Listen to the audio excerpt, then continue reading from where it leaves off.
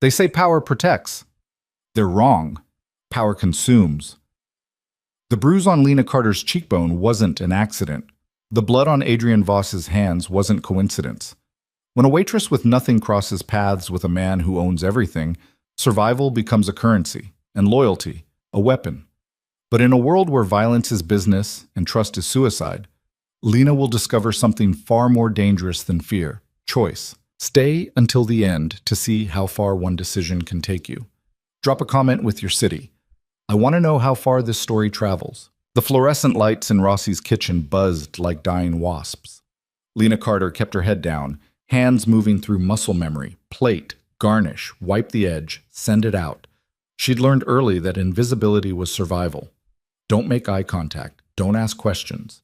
Don't exist louder than a whisper. The bruise on her left cheekbone throbbed with each pulse of blood. She'd covered it with makeup that morning, thick foundation she'd stolen from a CVS 3 months ago. Under the harsh restaurant lighting, she could feel it showing through, purple-green at the edges, fresh enough to still be tender. "Order up," Marco barked from the line, his voice cutting through the kitchen chaos. Lena grabbed the plates: seared scallops, truffle risotto, the kind of food that costs more than her weekly rent, and pushed through the double doors into the dining room. Rossi's wasn't the kind of place she belonged, not as a customer anyway. White tablecloths, crystal that caught the light like diamonds, men in $1,000 suits discussing deals she couldn't begin to comprehend, women draped in silk and boredom, picking at $40 salads. She belonged in the margins, in the spaces between tables, invisible. She set the plates down at table 7 without looking up. "Scallops and risotto. Can I get you anything else?" "Just the check when you get a chance." The woman's voice was polite but distant. Lena was already turning away when she felt it, eyes on her. Not the casual glance of a customer checking if their server was attractive. Not the dismissive once-over she'd gotten used to. This was different, focused, deliberate. She looked up without meaning to. He sat 3 tables away, positioned so his back was to the wall and his view encompassed the entire room. Dark hair, sharp jaw, expensive suit that somehow looked more dangerous than elegant. But it was his eyes that stopped her. Gray, like winter sky before snow. And they were locked on her face with the kind of attention that made her skin prickle. Lena looked away fast. Too fast. She could feel heat climbing her neck as she retreated toward the kitchen. "You good?" Jenny caught her arm as she passed the server station. Jenny had been working at Rossi's for 6 years, knew every regular, every trick to upsell wine, every shortcut through a double shift. "You look like you've seen a ghost." "I'm fine." Lena's voice came out steadier than she felt. "Just tired." Jenny's eyes dropped to her cheek. The bruise. Even under the makeup, Jenny could see it. Lena watched her friend's expression shift, concern, then something harder. Anger, maybe. Or pity. "Lena, I'm fine," Lena repeated, pulling her arm free. She grabbed a water pitcher from the station and headed back out, keeping her eyes on the tables, the floor, anywhere but table 12, where the man with winter eyes sat watching. She made it through the next hour on autopilot. Refill water glasses. Clear plates. Smile when appropriate. The dinner rush was winding down, most tables finishing dessert or waiting for checks. The kitchen noise had mellowed from a roar to a murmur. Lena was at the server station running credit cards when she felt him approach. She didn't hear footsteps, didn't see him move. But suddenly he was there, standing close enough that she could smell his cologne, something expensive and understated, cedar and smoke. "You work hard." His voice matched his eyes. Cool, controlled. The kind of voice used to being listened to. Lena's fingers froze on the credit card machine. "Can I help you with something, sir?" "That depends." He tilted his head slightly, studying her with the same intensity as before. "Who gave you that bruise?" The air left her lungs. No one had asked, not directly. Jenny had looked. Other servers had noticed, but no one had asked. "I don't know what you're talking about." The lie tasted familiar. She'd said it so many times it almost felt true. "You're lying." Not an accusation, just a fact, delivered with the casual certainty of someone who dealt in truth as currency. "And you're not very good at it." Lena finally looked up at him. Up close, he was younger than she'd thought, maybe early 30s, but there was something in his face that made age irrelevant. Authority. The kind that didn't come from money or position, but from something darker, something earned. I walked into a door. She met his eyes when she said it, forcing herself not to flinch. His expression didn't change. Try again. I don't have to explain anything to you. Her voice came out sharper than intended, defensive. If you need something else for your table, I already paid. He reached into his jacket, a movement so smooth and practiced that Lena's breath caught, some animal part of her brain screaming danger, and pulled out a card. Not a credit card. Plain black, no logo, just a phone number embossed in silver. If you change your mind about that door, he set the card on the counter between them. Lena stared at it. What is this? A choice. He stepped back, creating distance but not breaking eye contact. Make it or don't, but make it soon. Then he was gone, moving through the dining room with the same quiet authority, out the front door and into the night. Lena looked down at the card. Her hand shook slightly as she picked it up. The number was local. Nothing else. No name. No company. Just 10 digits and the weight of something she didn't understand. She should throw it away. She slipped it into her apron pocket instead. The apartment was dark when she got home at midnight. She fumbled for the light switch, muscle memory guiding her through the cramped entryway. Jake? Her brother's name echoed in the silence. You here? Nothing. Lena dropped her bag on the couch, a sagging thing they'd found on the curb 2 years ago, and checked her phone. No messages. Jake usually texted if he'd be late, even if the text was just a single letter. K or Y, or sometimes just a period. But tonight, nothing. She told herself not to worry. Jake was 23, old enough to take care of himself. He had his own life, his own friends, his own problems. She didn't ask about because asking meant knowing, and knowing meant having to care in ways she didn't have energy for. She was halfway to her bedroom when she saw it. A card on the kitchen counter. Plain black. Silver numbers. Identical to the one in her pocket. Lena's blood went cold. She crossed the kitchen in 3 strides, snatched up the card, held it next to the one the man, the stranger, had given her at the restaurant. Same card, same number, same everything. Jake, she whispered to the empty apartment. Her phone was in her hand before she'd consciously decided to call him. It rang once, twice, 3 times, voicemail. Jake, it's me. Call me back. Just call me back, okay? She tried again, same result. Lena stood in the kitchen, 2 identical black cards in her shaking hands, and felt the careful architecture of her invisible life begin to crack. She didn't sleep. At 3 a.m., she was still sitting on the couch, phone in one hand, both cards lined up on the coffee table in front of her. She'd called Jake 17 times, texted 23, each message more desperate than the last. Where are you, Jake? Please. I'm scared. Just tell me you're okay. The last message had been sent at 2:47. No response. No read receipt. Nothing. The bruise on her face had started to darken, makeup worn off during her shift. She caught her reflection in the black screen of the TV and barely recognized herself. When had she become this person, this scared, small thing that flinched at shadows and lived in the margins of other people's lives? 4 years ago, she'd been different. Before their mother died. Before the debts. Before Marcus. She pushed the thought away before it could fully form. Thinking about Marcus led nowhere good. Her phone buzzed. Lena grabbed it so fast she nearly dropped it. But it wasn't Jake. Unknown number. Your brother is safe. For now. Call the number. Her hands went numb. The phone slipped through her fingers, clattered on the coffee table next to the black cards. She read the message again. Then again. Your brother is safe. For now. Not a question, not a ransom demand, just a statement of fact and an instruction. She looked at the cards. The number embossed in silver seemed to pulse in the dim light. Lena picked up her phone with trembling fingers and dialed. It rang once before someone answered. Miss Carter. That voice, cool and controlled. The man from the restaurant. I'm glad you decided to call. Where's my brother? Her voice cracked on the last word. Safe. As I said, if you hurt him, I haven't. A pause. But I can't make that promise about others. Lena's throat closed. What do you want? For you to listen. Background noise filtered through the phone. A car engine, the sound of tires on pavement. He was moving. Your brother made some poor choices. Got involved with people he shouldn't have. People who don't forgive debts. I don't understand. You don't need to. Not yet. The engine noise faded. He'd stopped somewhere. What you need to understand is that your brother's life is in danger. Real danger. The kind that doesn't end with bruises. The emphasis on the last word made her flinch. Why do you care? She forced the words out. You don't know us. I know enough. A car door opened and closed. Footsteps.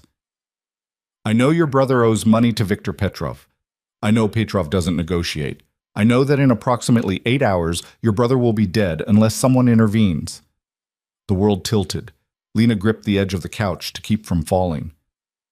There's a car outside your building, the man continued. Black Mercedes. Get in it. I can't just...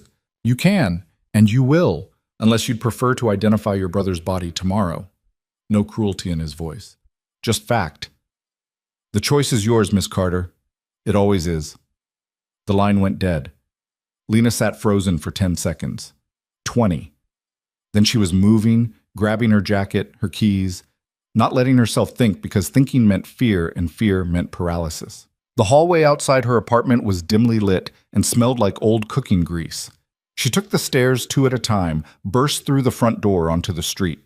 A black Mercedes sat at the curb, engine running. As she approached, the rear door opened. Empty. Lena hesitated for half a heartbeat, then climbed in. The door closed behind her with an expensive click. The driver didn't turn around, didn't speak, just pulled away from the curb and into the night. They drove in silence through streets that grew progressively emptier, buildings that grew progressively larger. The city fell away. Trees replaced streetlights. Pavement gave way to gravel. Lena watched it all through the tinted window, her reflection ghostly and small. After 20 minutes, they turned onto a private road. Gates opened automatically. The car climbed a winding drive flanked by manicured hedges that looked black in the darkness. Then the house came into view. Not a house, an estate. 3 stories of stone and glass that seemed to grow out of the hillside. Lights glowed in scattered windows. Security cameras tracked their approach. The car stopped at the front entrance. The driver got out, opened her door. Lena climbed out on shaking legs. The front door opened before she reached it. A woman stood in the doorway, 50s, gray hair pulled back in a severe bun, eyes that missed nothing. Miss Carter? Not a question. This way. Lena followed her through a foyer that could have fit her entire apartment. Marble floors. Art on the walls that probably cost more than she'd earn in her lifetime. A chandelier that caught the light like frozen fire. They walked down a hallway, turned left, stopped at a heavy wooden door. The woman knocked once. She's here. Send her in. That voice. The man from the restaurant. From the phone. The door opened. The room beyond was an office. Floor-to-ceiling bookshelves. A desk that looked carved from a single piece of dark wood. Windows overlooking gardens she couldn't quite see in the darkness. And him. He stood by the window, hands in his pockets, watching her with those winter sky eyes. In the better light, she could see details she'd missed at the restaurant. A thin scar at his temple, the way he held himself, balanced and ready, like violence was a language he spoke fluently. Sit. He gestured to a chair facing the desk. Lena didn't move. Where's Jake? Safe, as I promised. I want to see him. You will, after we talk. I don't want to talk. I want my brother. He studied her for a long moment. You're scared. That's smart. But fear without understanding is useless. He moved to the desk, picked up a folder, held it out. This is your brother's file. Lena took it with numb fingers. Inside were documents she couldn't process.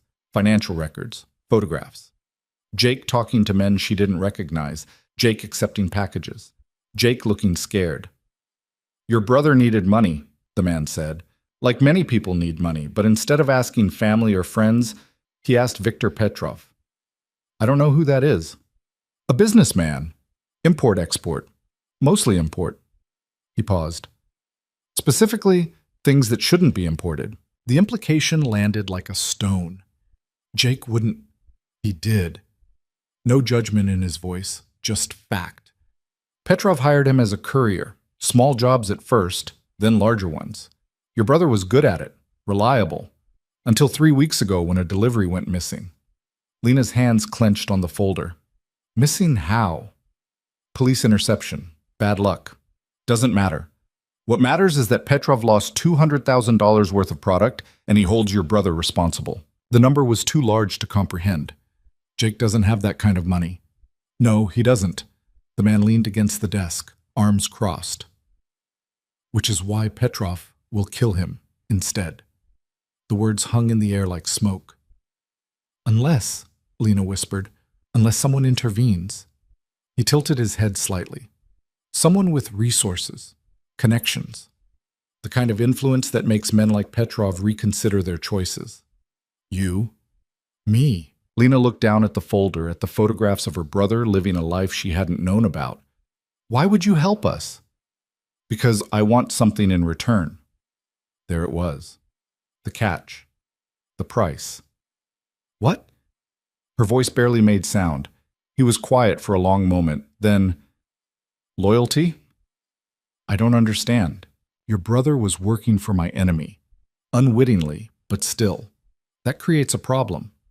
He moved closer, close enough that she had to tilt her head back to meet his eyes. I solve problems by owning them. Your brother's debt to Petrov becomes my debt.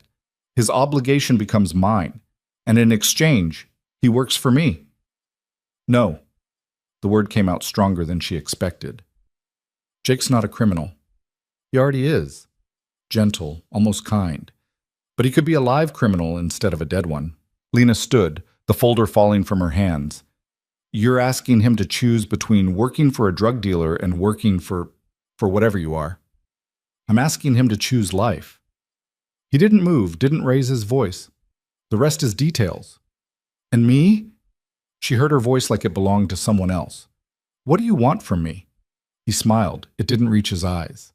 To understand that your brother's choices have consequences, and those consequences extend to you. That's not an answer. It's the only one you're getting tonight. He checked his watch, expensive, understated, the kind that cost what her apartment building was worth.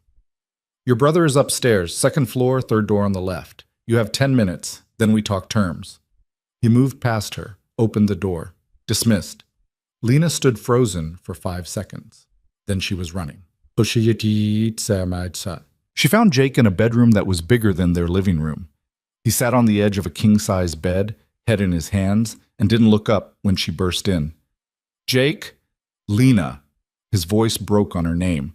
When he raised his head, she saw his eyes were red. You shouldn't be here.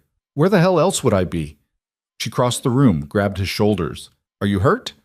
No, He laughed, a sound with no humor in it. I'm fine, everything's fine. Don't lie to me. She shook him slightly. I know about Petrov, about the drugs, about all of it. Jake's face crumpled. I was going to pay you back. The money I borrowed for Mom's funeral, I was going to pay you back and then some. Get us out of that shithole apartment. Maybe you could quit Rossi's, go back to school. I don't care about that. She didn't realize she was crying until she tasted salt. I care about you, about us, not money. Money matters. He pulled away from her, stood, paced to the window. Money is the only thing that matters. You think I don't see you come home every night exhausted? You think I don't know about Marcus? Lena froze. Jake, he hits you. Jake's voice was flat, dead. I know he hits you. I've known for months, and I can't do anything about it because I'm useless. Broke. A kid playing at being a man. So you decided to work for a drug dealer. I decided to try. He turned to face her. I decided to be something other than a burden. And I fucked it up.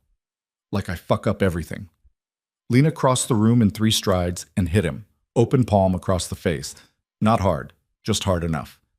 Jake stared at her, stunned. You don't get to give up, Lena said. You don't get to decide your life is worthless. You're my brother, the only family I have left.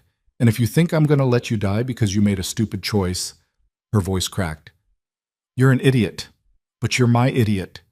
Jake's face crumpled again. Then he was hugging her and she was hugging him back, both of them crying in a stranger's house, while somewhere downstairs a dangerous man waited to collect his price. He says you have to work for him. Lena whispered into Jake's shoulder. The man who owns this house. He says he'll protect you from Petrov, but you have to work for him instead. I know. Jake's voice was muffled. He already explained. What did you say? That I'd do it, if it meant staying alive. He pulled back, looked at her with red eyes. I'm sorry, Lena. I'm so sorry. Don't apologize. She wiped her eyes with the back of her hand. Just don't die. That's all I need from you. Don't die. A knock at the door made them both jump. The woman from earlier, the one with the severe bun and sharp eyes, stood in the doorway. Your 10 minutes are up, Miss Carter. Lena looked at Jake one more time. I'll fix this. You can't? I'll fix it. She followed the woman back downstairs, through hallways that felt longer this time, back to the office where Winter Eyes waited. He stood by the window again, same position as before, like he hadn't moved at all. Your brother agreed, he said without turning around. I know. Good. He turned to face her. Now we discuss your part.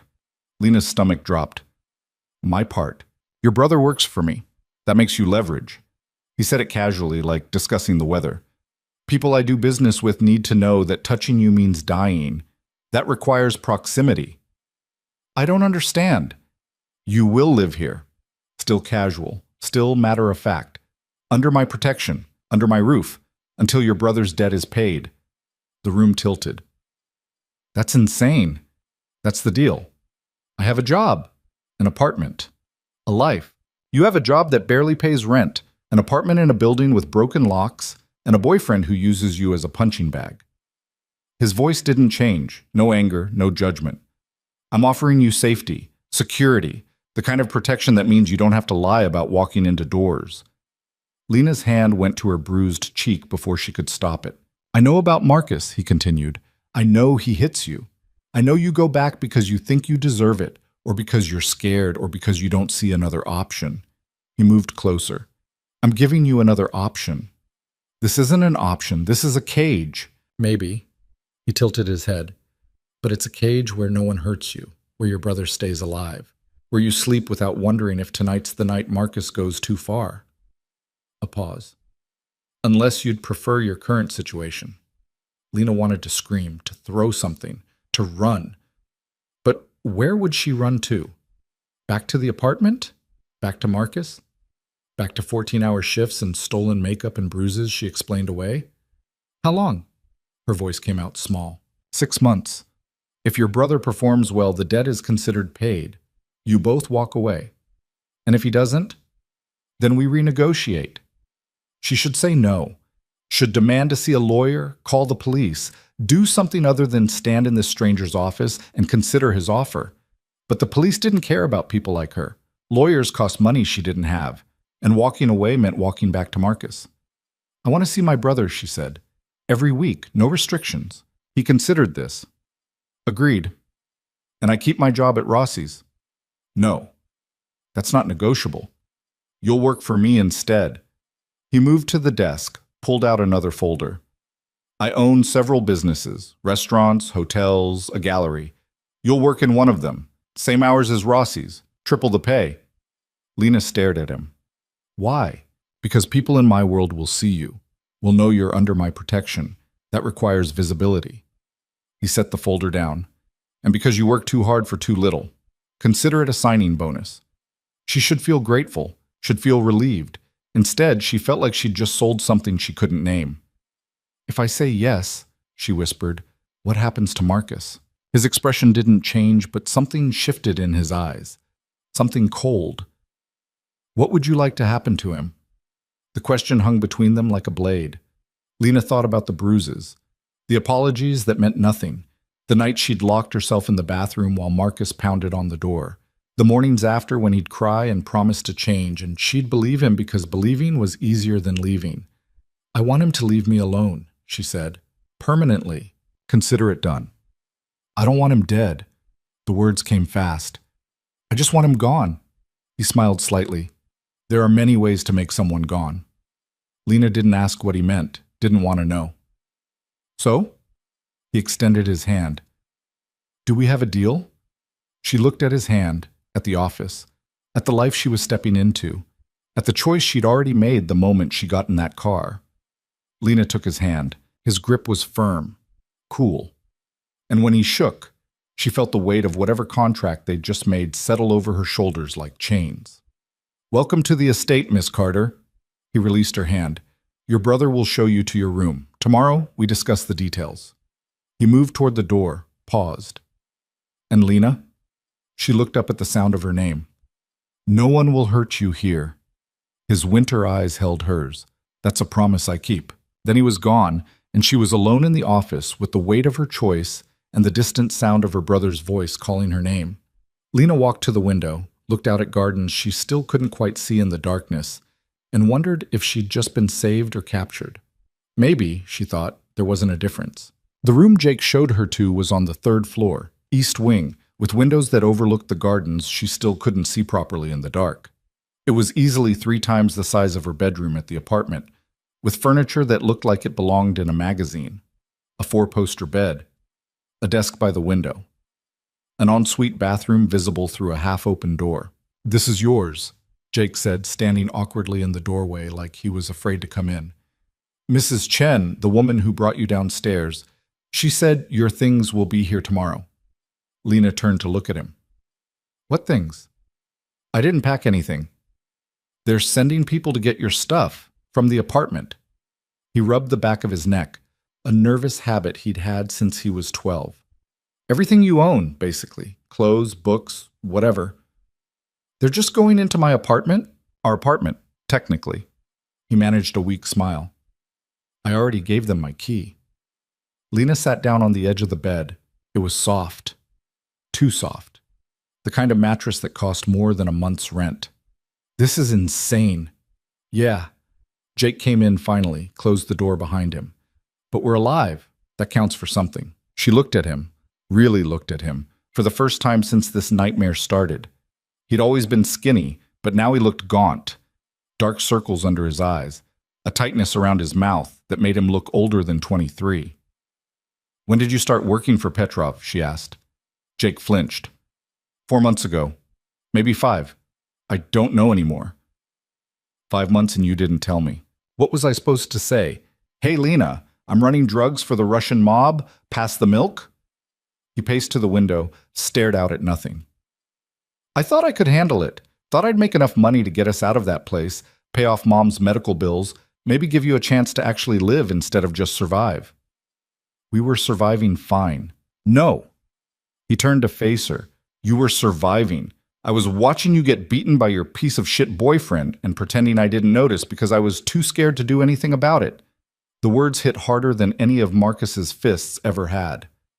"That's not your fault," Lena said quietly. "Isn't it?" Jake's laugh was bitter. "I'm your older brother. I'm supposed to protect you.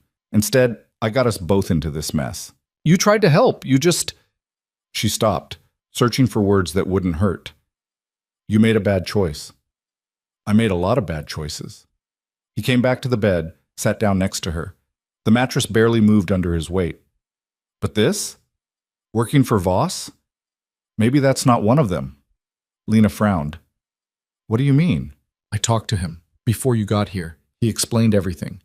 Jake's voice was steady now, more certain.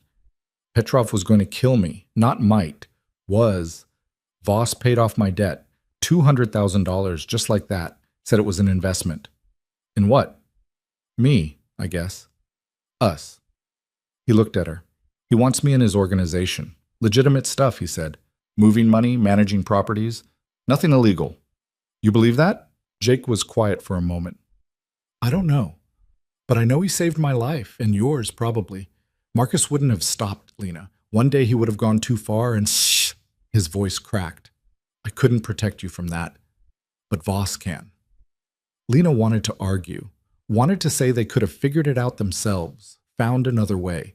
But sitting in this expensive room in this massive house, she couldn't think of a single alternative that would have ended with both of them alive. "What did he tell you about him?" she asked. "Voss?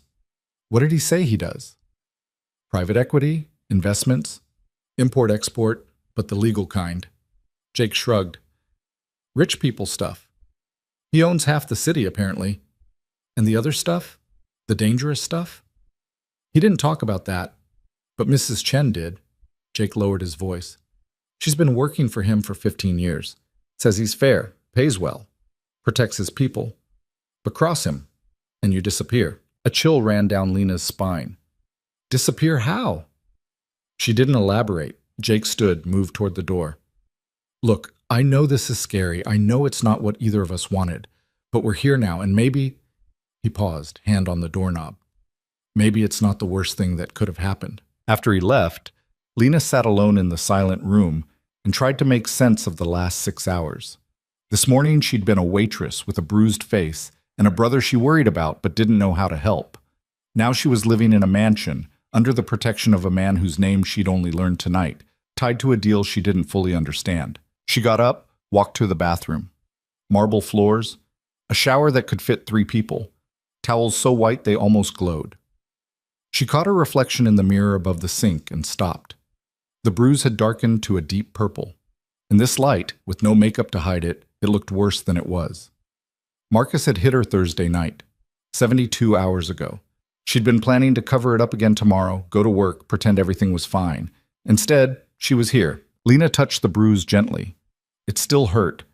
Probably would for another week, but for the first time in months, she knew Marcus wouldn't be adding to it. She thought about what Voss had said. There are many ways to make someone gone.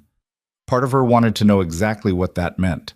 The rest of her was grateful she didn't. She turned off the bathroom light, went back to the bedroom, and lay down on the too-soft bed in her work clothes because she had nothing else to wear. Sleep felt impossible, but exhaustion won eventually, and she drifted off with the sound of unfamiliar silence in her ears. When she woke, sunlight was streaming through windows she'd forgotten to cover. For a disorienting moment, she didn't know where she was. Then it came back in a rush.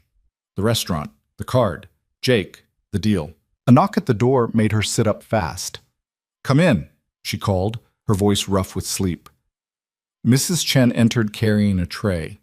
Coffee, toast, fruit, arranged with the kind of precision that suggested a professional kitchen. "Good morning, Miss Carter. Mr. Voss would like to see you at 10. That gives you an hour to eat and dress." Lena blinked. "Dress in what? All my clothes are still at the apartment." Mrs. Chen set the tray on the desk, then walked to the closet and opened it. Inside hung at least a dozen outfits. Casual clothes, work clothes, even a few dresses, all in what looked like Lena's size. "How?" Lena started. "We're very efficient." Mrs. Chen's expression didn't change. "Mr. Voss doesn't like to waste time.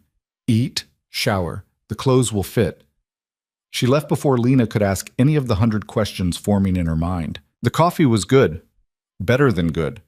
The kind she'd served at Rossi's but never ordered for herself because $8 for a cup of coffee was insane. She drank it anyway, ate the toast, avoided the fruit because her stomach was still twisted in knots. The shower was hotter than anything in her apartment had ever produced, with water pressure that felt like a massage. She stood under it longer than necessary, letting the heat work into muscles that had been tense for months. Years, maybe. The clothes did fit, perfectly. Jeans that hugged without being tight, a simple black sweater that was soft enough to be cashmere. She didn't want to think about how Voss had known her size. Didn't want to think about what else he might know. At exactly 10 o'clock, Mrs. Chen appeared again to escort her downstairs. Voss wasn't in his office this time.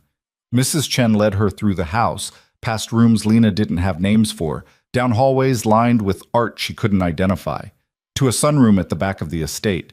Windows on 3 sides overlooked gardens that were breathtaking in daylight. Manicured lawns, flower beds in geometric patterns, a fountain at the center that caught the morning light. Voss sat at a small table reading something on a tablet. He was dressed more casually than last night. Dark slacks, white shirt with the sleeves rolled up. He looked up when she entered. "Sit." He gestured to the chair across from him. Lena sat. Mrs. Chen disappeared, closing the door behind her. "Sleep well?" Voss asked. "Not really." "That's honest." He set the tablet aside. "Most people would lie." "I'm bad at lying. You said so yourself." A flicker of amusement crossed his face. "So I did." He poured coffee from a carafe into a second cup, pushed it toward her. "Your apartment has been cleared. Everything you owned is being moved to a storage facility. You'll have access whenever you want, but I assumed you wouldn't want your old furniture. Lena wrapped her hands around the cup. You assumed right. Your employer at Rossi's has been notified that you've taken another position. They weren't happy to lose you. Marco's going to be pissed. They're already short-staffed. Marco will manage. Voss leaned back in his chair. You start at the gallery on Monday. The owner, Catherine, is expecting you. Same role as Rossi's, but the clientele is different. Art collectors instead of hedge fund managers. You'll adapt. It wasn't a question. Lena took a sip of coffee to avoid responding. As for Marcus, Voss continued, and Lena's hand tightened on the cup. He's been dealt with. Her throat went dry. What does that mean? It means he won't bother you again. Voss's expression didn't change. He received a visit this morning, a conversation about boundaries and consequences. He's been encouraged to relocate. Philadelphia, I believe. You made him leave the city. I made him understand that staying would be unwise. Voss tilted his head slightly. Would you have preferred a different solution? Lena thought about Marcus's fists, his apologies, the cycle that had repeated so many times she'd stopped counting. No, this is... She stopped. Thank you. Don't thank me. It wasn't altruistic. He picked up his coffee. You can't be effective if you're worried about an abusive ex tracking you down. This was practical. Everything was practical with him, calculated. Like emotions were variables in an equation he'd already solved. You said I could see Jake once a week, Lena said. Is he here? He's meeting with my CFO, learning the business. Voss checked his watch. You'll see him at dinner, 6 o'clock, informal. And the rest of the time? He works. You work. This isn't a prison, Miss Carter. You have freedom within certain boundaries. What boundaries? No leaving the estate without security. No contact with anyone from your old life except through approved channels. No discussing what you see or hear in this house. He met her eyes. And no lying to me. Ever. The last rule felt heavier than the others. What if I break one? Lena asked. That depends on which one and why. He stood, walked to the windows. I'm not unreasonable, but I require loyalty. Absolute loyalty. That's not negotiable. Lena set down her coffee. You keep saying that word, loyalty, but I don't even know who you are. Not really. Voss turned to face her. What do you want to know? Everything. Who you are, what you do, why you helped us. She stood too, refusing to let the height difference intimidate her. You bought my brother's debt and brought me here and turned my life upside down. I think I deserve some answers. He studied her for a long moment. Then, surprisingly, he smiled.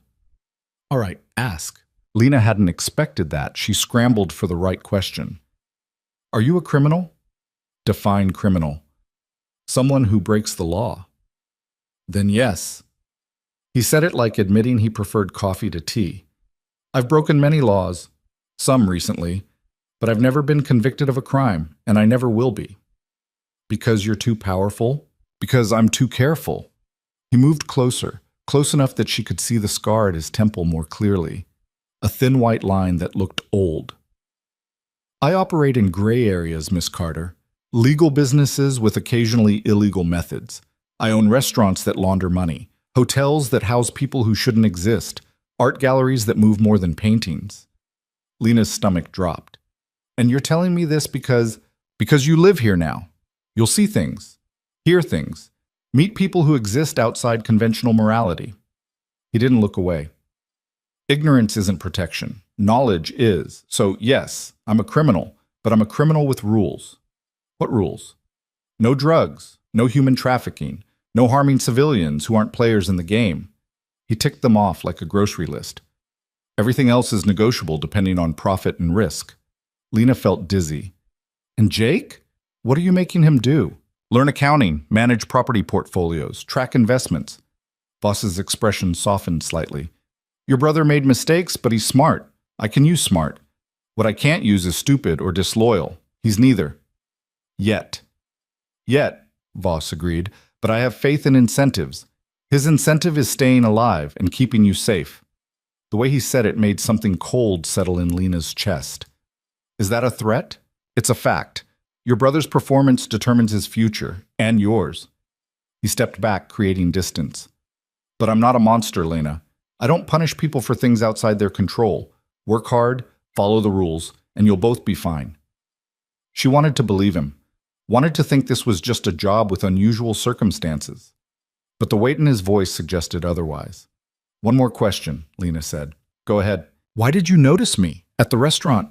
Why did you care about some waitress with a bruise? Voss was quiet for a moment. When he spoke, his voice was different, softer, almost human. Because I know what it looks like when someone is drowning and pretending they can swim. He turned back to the windows.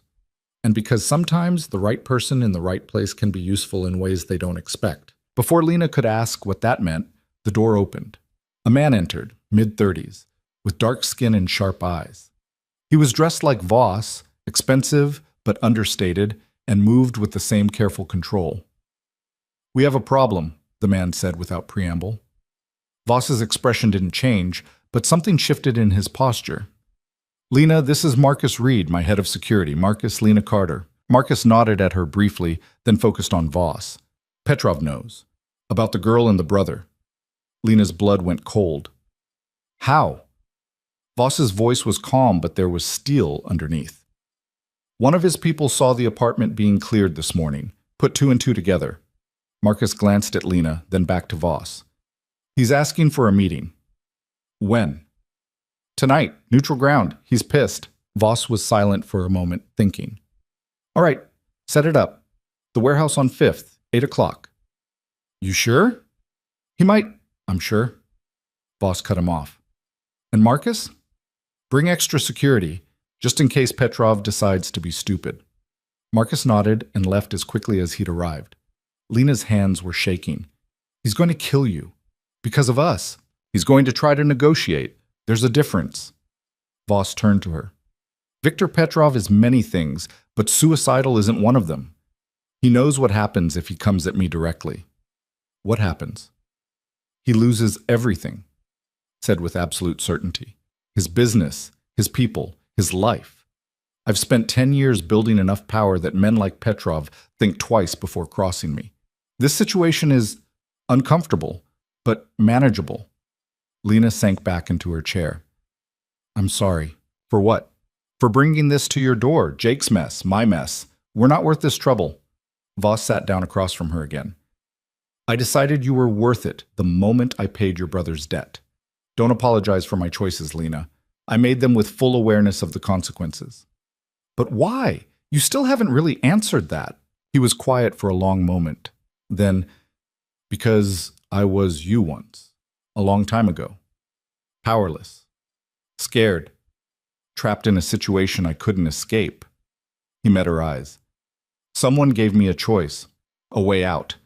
It came with a price, but it was better than the alternative. So yes, this is transactional, but it's also... He paused, searching for words. Call it paying forward. Lena didn't know what to say to that.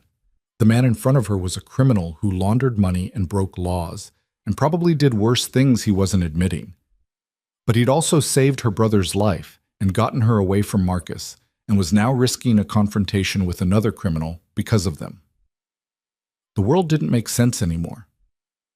What should I do? She asked quietly. During all this, the meeting with Petrov, whatever happens, nothing. Stay here, let me handle it. Voss stood. This is what I do, Lena. Manage threats. Negotiate from positions of strength. You're safe here. That's all you need to worry about. He started toward the door, then stopped. Dinner's at 6, like I said. Dress casual. We don't stand on ceremony unless there's a reason. He paused.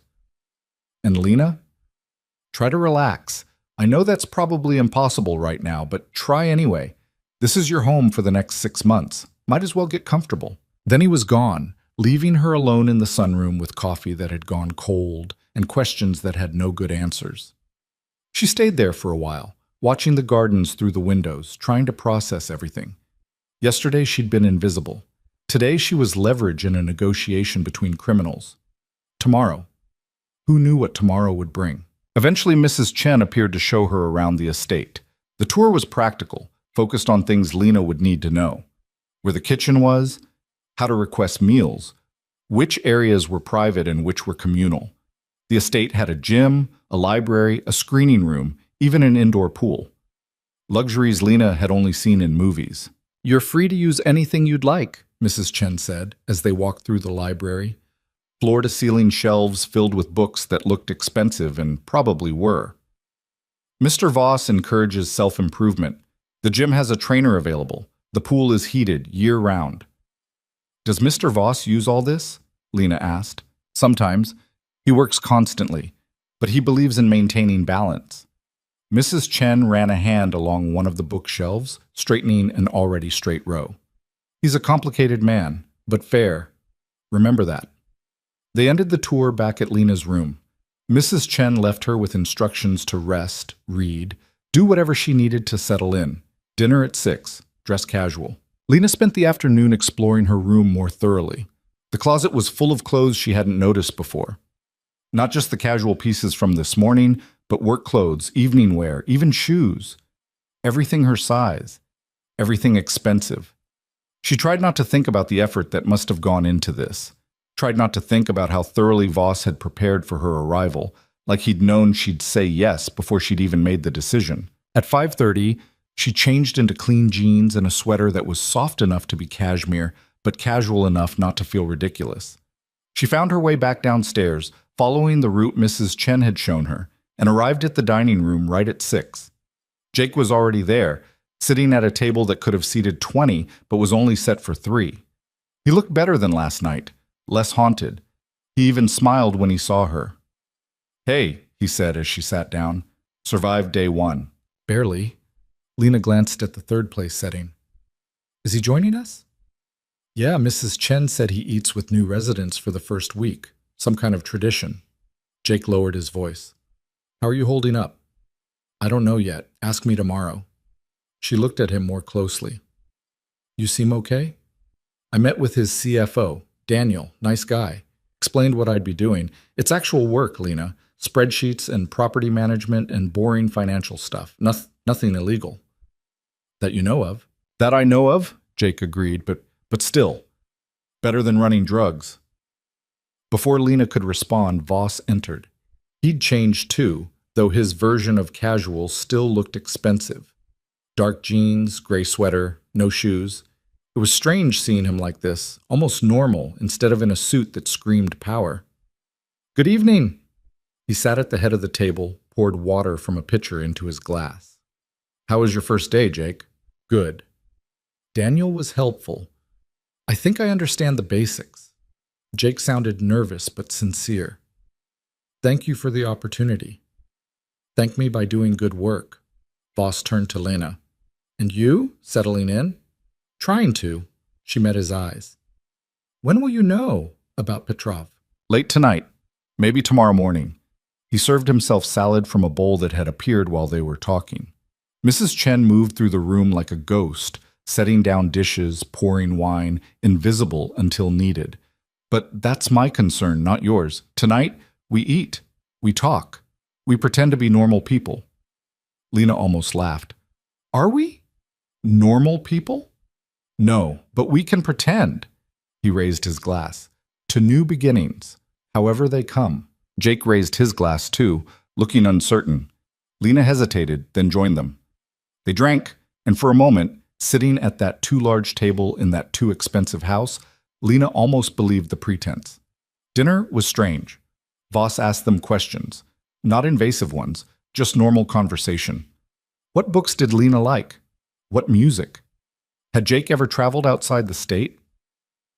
They answered carefully at first, waiting for the catch, but Voss seemed genuinely interested in their responses. "I grew up poor," he said at one point, refilling his wine glass. "Poorer than you, probably. Foster care in Detroit. 7 different homes before I aged out at 18. He said it matter-of-factly, like discussing the weather. "Everything I have now, I built from nothing. So I understand what it's like to be hungry, scared, desperate enough to make bad choices." "Is that why you help people?" Lena asked before she could stop herself. "People like us?" "I don't help people. I invest in potential." He cut into his chicken with precise movements. "Jake has skills. You have resilience. Those are valuable. I'm simply providing an environment where those assets can be properly utilized." Everything was transactional with him. But somehow, coming from Voss, it didn't feel cold, just honest. After dinner, Jake excused himself to make a phone call, checking in with a friend, he said, with Voss's permission. That left Lena alone with Voss in the dining room while Mrs. Chen cleared plates. "You're scared of me," Voss observed. Not a question. "Wouldn't you be? In my position?" "Probably." He stood, gestured toward the door.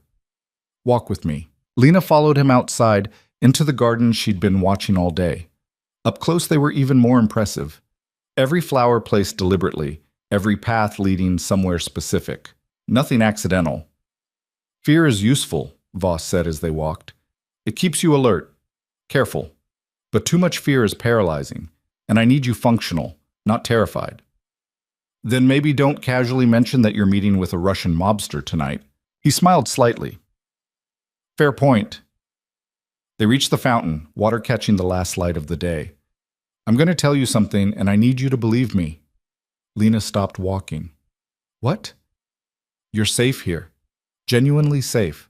Whatever happens with Petrov, whatever complications arise, you and your brother are protected." He turned to face her. "I don't break my word, Lena. When I make a promise, I keep it. That's how I've survived this long." "And you promised to protect us." "I did. So I will." He paused. "Even if it costs me." The sincerity in his voice caught her off guard. She'd expected calculation, strategy, not this quiet certainty. "Why?" she asked. "Really why? Not the investment speech or the paying forward thing. Why us?" Voss was quiet for a long time, looking at the fountain. When he finally spoke, his voice was different, softer, more human than she'd heard before. "Because I'm tired of watching people drown," he said, "and because maybe, just maybe, saving someone else is the closest I'll get to saving myself." Before Lena could respond, his phone buzzed. He checked it, and his expression shifted back to business. "Marcus," he said, "the meeting's set. I need to go." He looked at her. "Lock your door tonight. Don't answer if anyone knocks except Mrs. Chen or your brother." "And Lena?" "Yeah? If something goes wrong, if you hear anything unusual, there's a panic button in your room. Red button by the bed. Press it, and security will be there in 30 seconds. Her mouth went dry. "You think something might go wrong?" "I think it's better to be prepared." He started back toward the house. "Get some sleep. Tomorrow we'll talk about your new job."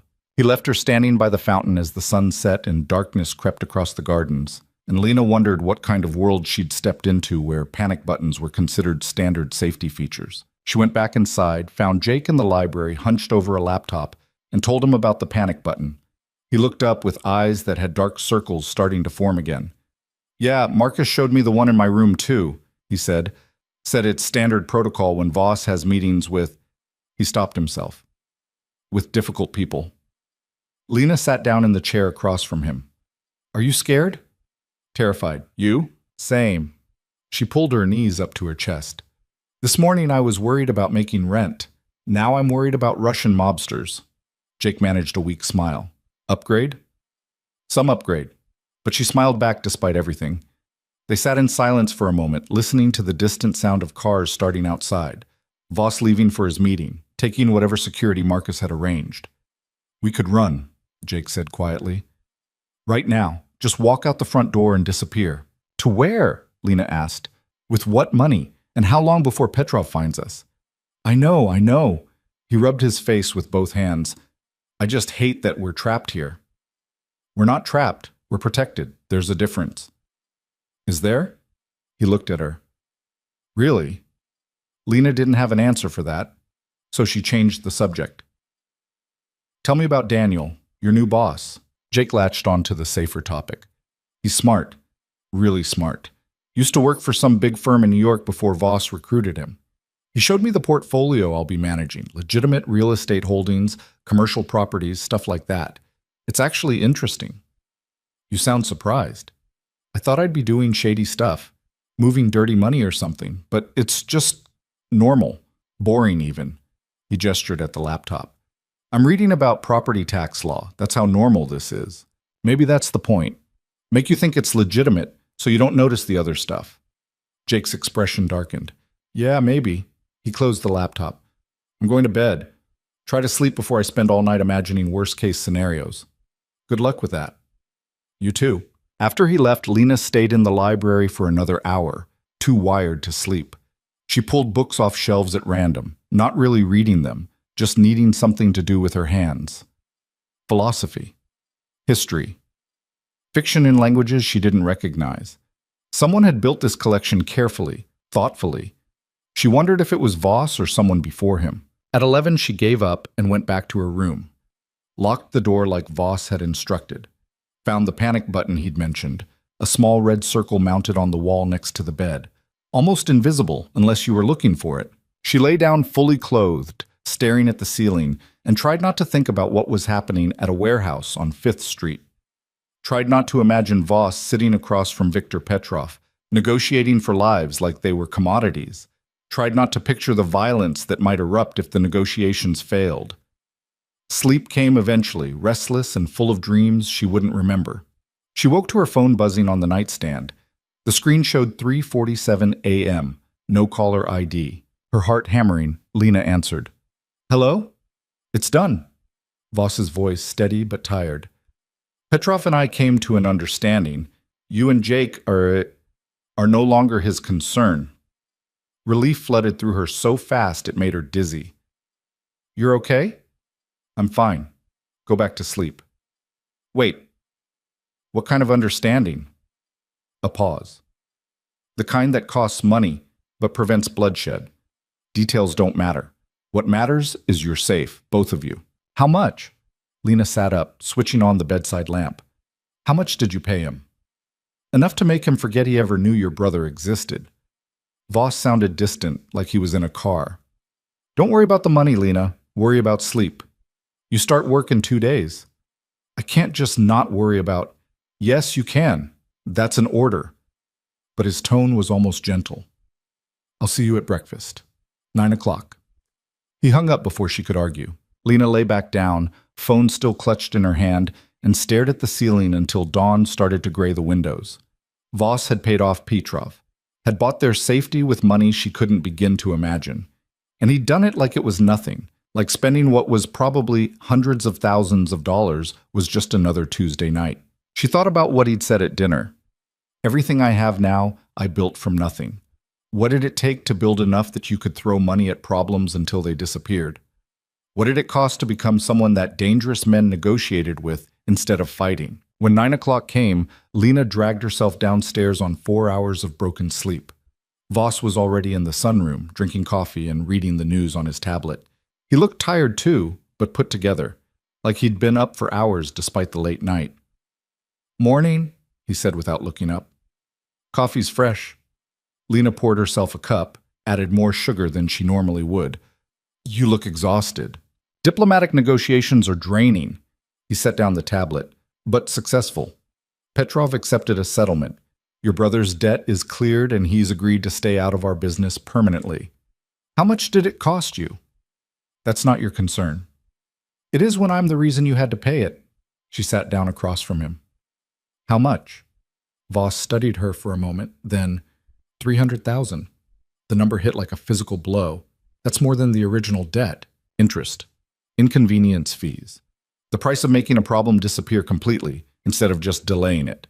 He picked up his coffee. Worth it to avoid a war. A war.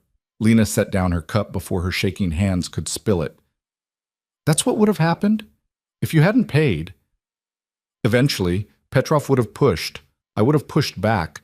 Bodies would have accumulated until one of us was dead or broken. He said it so casually. This way, everyone keeps breathing, much tidier. You talk about death like it's a business expense. In my world, it is. He leaned back in his chair. I'm not going to pretend to be something I'm not, Lena. I've killed people. I'll probably kill more before I'm done. But I prefer not to when there are alternatives. The honesty was somehow worse than a lie would have been. At least a lie she could have dismissed. This careful acknowledgement of violence as routine made everything real in a way she'd been trying to avoid. How many? She asked quietly. How many what? People. How many people have you killed? Voss was silent for a long moment. You don't want that answer. Maybe I need it. Maybe I need to know exactly who I'm living with.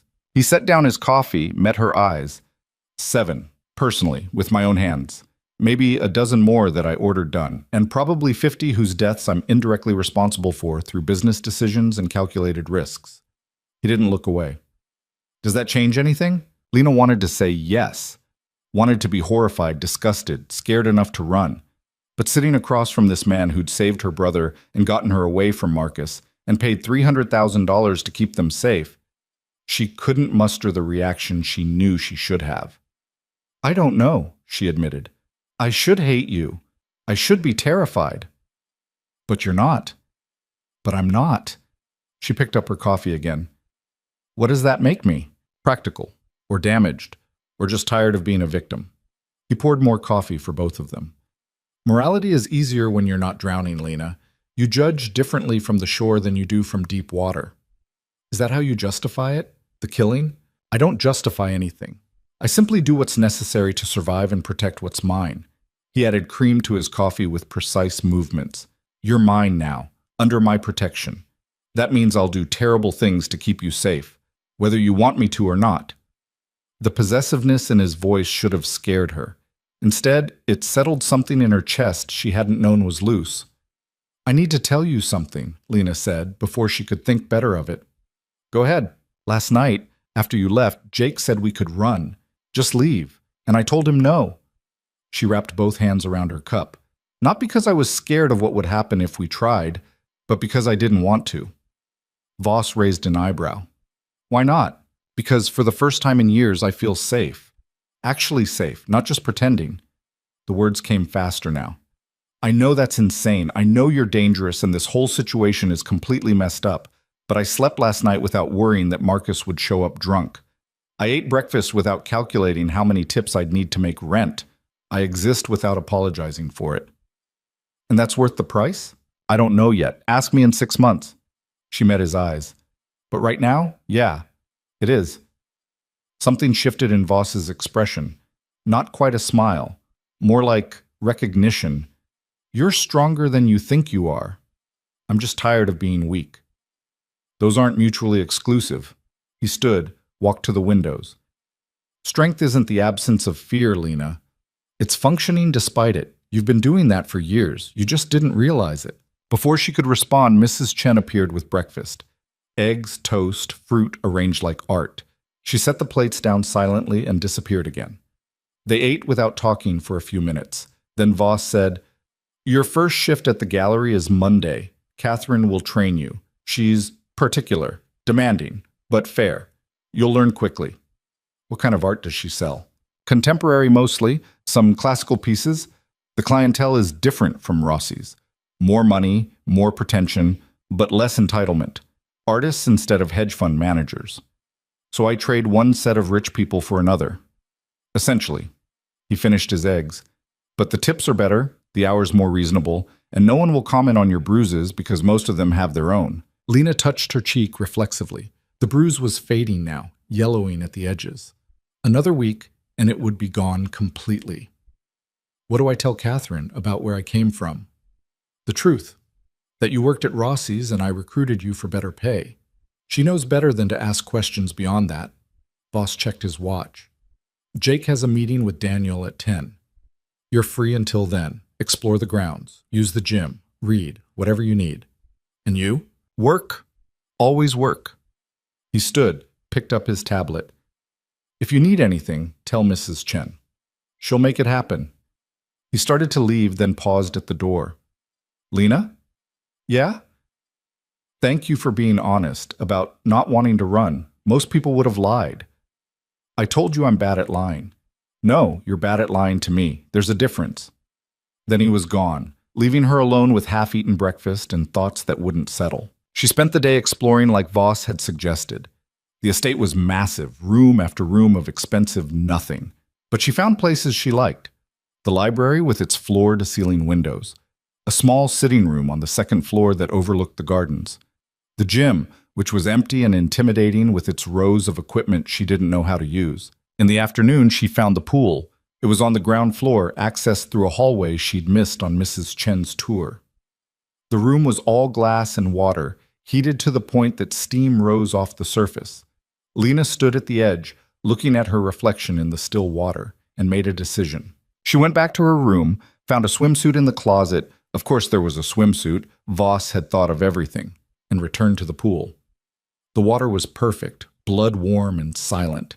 She swam laps until her arms ached, letting the rhythm clear her head. She was toweling off when Jake appeared in the doorway. "There you are," he said. "I've been looking everywhere." "How was the meeting?" "Good. Really good, actually." He came in, sat on one of the lounge chairs. "Daniel showed me the accounts I'll be managing. It's real work, Lena. Complicated, but real." "You keep saying that like you're trying to convince yourself." "Maybe I am." He leaned back, stared at the glass ceiling. "This morning, I helped process a property sale. Legal paperwork, transfer of funds, all above board. It felt normal. And that scares me more than if it felt criminal." Lena wrapped the towel around her shoulders. "Why?" "Because if this is normal, then maybe I can do it. Maybe I can be the person Voss thinks I can be. And that means—" He stopped. "That means you're not going back to our old life." "Neither are you." He looked at her. "I saw the way you talked about the gallery job. You're excited, nervous, but excited. It's better than Rossi's. It's more than that. You're already adapting, already accepting this as real." His voice wasn't accusatory, just sad. "We've been here 3 days and we're already different people." Lena sat down on the chair next to him. "Is that bad?" "I don't know. Maybe not. Maybe we needed to become different people." He was quiet for a moment. "Voss told me something this morning. He said the only way to survive in his world is to decide who you want to be and commit completely. No half measures. No looking back." "What did you decide?" "That I want to be someone who doesn't get people killed." Jake's voice cracked slightly. "Even if that means becoming someone I don't recognize." They sat in silence, listening to the water lap against the pool's edge, both of them processing transformations they hadn't chosen but couldn't refuse. That night at dinner, Voss was different, quieter. He asked fewer questions, offered less conversation. Something was bothering him, but Lena didn't know him well enough yet to ask what. After Jake excused himself, Lena stayed. "You okay?" Voss looked up, surprised. "Why wouldn't I be?" "You've been distant all evening." He considered this. Then, "Petrov called this afternoon, wanted to renegotiate our agreement." Lena's stomach dropped. "What does that mean?" "It means he's testing boundaries, seeing if I'll hold firm or cave to pressure." Voss refilled his wine glass. "I told him the deal was final. He didn't like that answer." "What will he do?" "Nothing immediately. He's too smart to move without thinking it through." Voss took a long drink. "But eventually, he'll push. And I'll have to push back. That's how this works." "I thought you said everyone keeps breathing." "I said I preferred it when there are alternatives. Doesn't mean Petrov will agree." He set down his glass. "I'm telling you this because you should know. The next few weeks might be tense. Security will be tighter. Your movement's more restricted. It's temporary, but necessary." "You're saying we're in danger." "I'm saying Petrov is unpredictable when he feels disrespected, and paying him off without negotiation was disrespectful." Voss met her eyes. "But I meant what I said. You're under my protection. Nothing will happen to you." "Even if it costs you?" "Even then." Lena didn't understand this man, didn't understand how he could be so cold about killing and so certain about protecting, how he could operate in gray areas but draw hard lines around the people under his care. "Why do you keep your promises?" she asked. "Really? Not the business answer, the real answer." Voss was silent for a long time. Then he stood, walked to the windows that overlooked the gardens. "When I was 16, someone made me a promise. Said if I worked for him, he'd protect me. Keep me fed, clothed, safe from the streets." He touched the glass lightly. 6 months later, he broke that promise. Sold me out to save himself from a rival. I spent 2 years learning what betrayal costs. What happened to him? "I killed him," said simply, factually. "When I was 18 and finally strong enough to do it myself, and I made a decision that night that I would never break my word, never betray someone under my protection, because I knew what that felt like, and I wouldn't become him." He turned back to face her. "So when I promise you safety, Lena, it's not strategy. It's the only code I have left. The vulnerability in his voice made something ache in her chest. This man, this criminal who'd built an empire from nothing, was still running from a betrayal that had happened 15 years ago. "I'm sorry," she said quietly, "for what happened to you." "Don't be. It made me who I am." He came back to the table. "Just understand that when I say I'll protect you, I mean it, absolutely, without reservation, even from Petrov. Especially from Petrov." They stood there in the dining room, 3 feet apart, and Lena felt the weight of something shifting between them. Not attraction exactly, more like recognition. 2 people who'd been drowning in different waters finding themselves on the same shore. "I should go," Lena said, breaking the moment. "Let you get back to work." "Lena." He stopped her before she reached the door. "Tomorrow, I want you to meet someone. A friend of mine. She runs a self-defense studio downtown. I've arranged for private lessons." "Why?" "Because knowledge is protection, and I want you to have every advantage." He pulled out his phone, typed something quickly. "Marcus will drive you at 10. Wear comfortable clothes." "I don't know how to fight." "You will." He looked up from his phone. "Trust me." The next morning, Lena found herself in the back of a Mercedes again, Marcus driving in silence through downtown traffic. They stopped at an unmarked building in a neighborhood that straddled the line between industrial and residential. Marcus walked her to the door, knocked twice. A woman answered, late 30s, athletic build, with scars on her knuckles and eyes that assessed Lena in about 3 seconds. "You're the girl," the woman said. "Lena." "Carmen." She stepped aside. "Come in." The studio was bare concrete and equipment Lena didn't recognize. Punching bags, mats, weights. Carmen led her to the center of the room, gestured for her to stand there. "Adrian said you need to learn to protect yourself." "Adrian?" "Voss. That's his first name. You didn't know?" Carmen circled her slowly. "How much has he told you?" "Not enough, apparently." Carmen smiled, but it wasn't friendly. "Typical. He keeps secrets like most people keep receipts." "All right, Lena, show me your stance." "My what?" "How you'd stand if someone came at you." Lena shifted awkwardly, raising her hands. Carmen shook her head. "No, you're trying to look tough. I need you to be ready." She demonstrated, balanced, hands up but relaxed, weight on the balls of her feet. "Like this. Try again." For the next 2 hours, Carmen broke down everything Lena thought she knew about defending herself and rebuilt it from scratch. How to stand. How to move. How to hit without breaking her own hand. How to escape a grab. How to use an attacker's weight against them. "You're small," Carmen said during a water break. "That's not a weakness. That's an advantage. You're faster, harder to pin down. But you need to be smart. Fight dirty. Eyes, throat, groin, anything that drops them fast." "Has Voss sent other people to you?" "A few, people he once kept alive." Carmen took a long drink. "He's particular about who he protects. If you're here, you matter to him." He's helping my brother. I'm part of the package." Carmen laughed. "Yeah, keep telling yourself that." She stood, gestured to the mats. "Again, show me the elbow strike." By the time Marcus picked her up at 1, Lena was exhausted, bruised, and strangely energized. Carmen had given her homework, exercises to practice, combinations to memorize. "Next week, same time," Carmen had said at the door. "And Lena, don't underestimate yourself. You're tougher than you think." Back at the estate, Lena found Jake in the library again, surrounded by papers. "How was it?" he asked without looking up. "Painful. Good.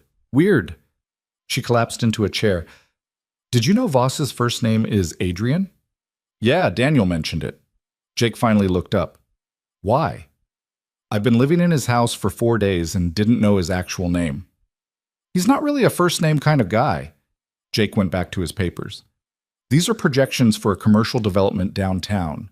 Daniel wants my analysis by Monday." "You sound like you know what you're doing." "I'm faking it really well." But he smiled. "It's not bad, actually. Challenging. Makes me feel useful." Lena watched him work, seeing the focus in his expression. He was changing. They both were. Becoming people who fit into this world instead of just surviving on its edges. That evening, Voss asked her to join him in his office. It was the first time she'd been there since that first night. The room looked different somehow, less intimidating, just an office where a man worked too much and made hard decisions. "How was Carmen?" he asked, not looking up from whatever he was reading. "Terrifying." "Good. She's the best." He set down the papers. "I want you armed." Lena blinked. "What?" "Not with a gun. Not yet. But pepper spray, a tactical pen, something you can carry." He opened a drawer, pulled out a small leather case. "These are legal, discreet, effective at close range." She took the case, opened it. Inside was a sleek black pen that looked innocent until you saw the pointed end. "I don't know how to use this." "Carmen will teach you, along with everything else." He leaned back in his chair. "I need you capable, Lena, not just protected. Capable." "Why? I work in a gallery. I'm not—" "You're associated with me. That makes you a target eventually." He said it matter-of-factly. "Petrov isn't the only threat out there. There are others. People who might try to use you for leverage. I need you able to defend yourself if I'm not there." The reality of it settled over her. This wasn't temporary. This wasn't just 6 months in a safe house. This was her life now, complete with tactical pens and self-defense training and the constant awareness of danger. "I start at the gallery Monday," she said, changing the subject. "I know. Catherine's expecting you at 9. Voss pulled up something on his computer. "She'll start you on the floor. Meeting clients, learning inventory. It's not Rossi's. The pace is slower. The conversation's longer. You'll adapt." "You keep saying that." "Because it's true." He looked at her. "You're more resilient than you give yourself credit for. Stop doubting yourself." Later that night, Lena stood at her bedroom window looking out at the gardens. Somewhere in the house, Voss was working. Jake was studying property law. Mrs. Chen was doing whatever it was she did to keep the estate running smoothly. And Lena was learning to fight and preparing to work at an art gallery and trying to figure out who she was becoming. Her phone buzzed. A text from an unknown number. "Enjoying your new life." Her blood went cold. She stared at the message, read it 3 times. Another text came through. "Tell Adrian that Petrov sends his regards." Lena's hands started shaking. She ran to her door, threw it open, and nearly collided with Marcus in the hallway. "Whoa," he said, steadying her. "What's wrong?" She showed him the phone. His expression hardened. "Stay here." He pulled out his own phone, made a call. "We have a problem." 5 minutes later, Voss appeared. He took her phone, read the messages, and his face went completely blank. The kind of blank that was more terrifying than anger. "How did he get this number?" Lena whispered. "That's what we're going to find out." Voss handed the phone to Marcus. "Trace it, and sweep her room for anything else." "Wait," Lena said. "You think there's, what, a bug in my room?" "I think Petrov is smarter than I gave him credit for." Voss turned to her. "Pack a bag. You're moving to a different room tonight." "This is insane." "This is necessary." His voice was hard.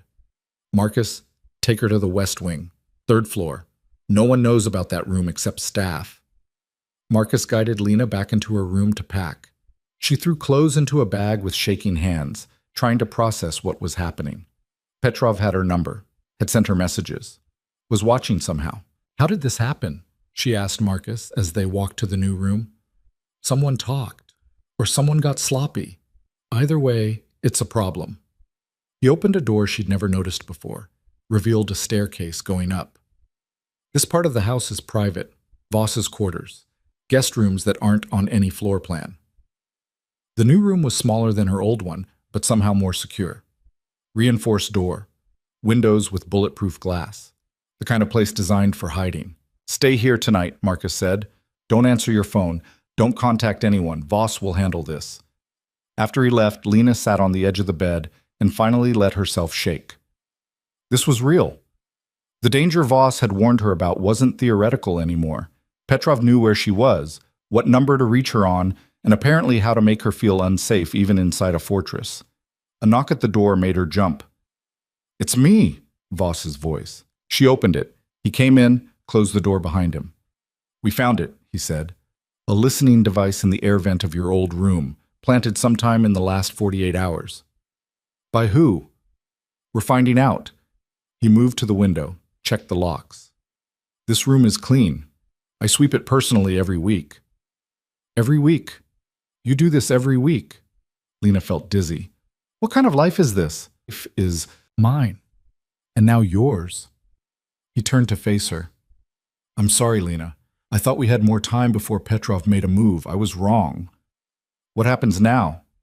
Now I remind him why crossing me is a bad idea. Something dangerous flashed in his eyes.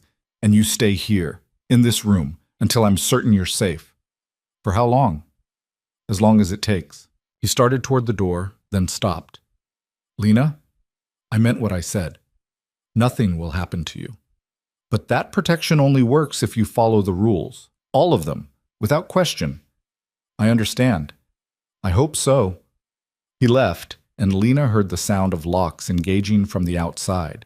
She was locked in, for her own protection, in a room designed to hide people from threats she'd never imagined facing. Lena lay down on the bed, stared at the ceiling, and wondered how many times a person could have their life turned upside down before they stopped recognizing themselves in the mirror. Morning came with the sound of the lock disengaging.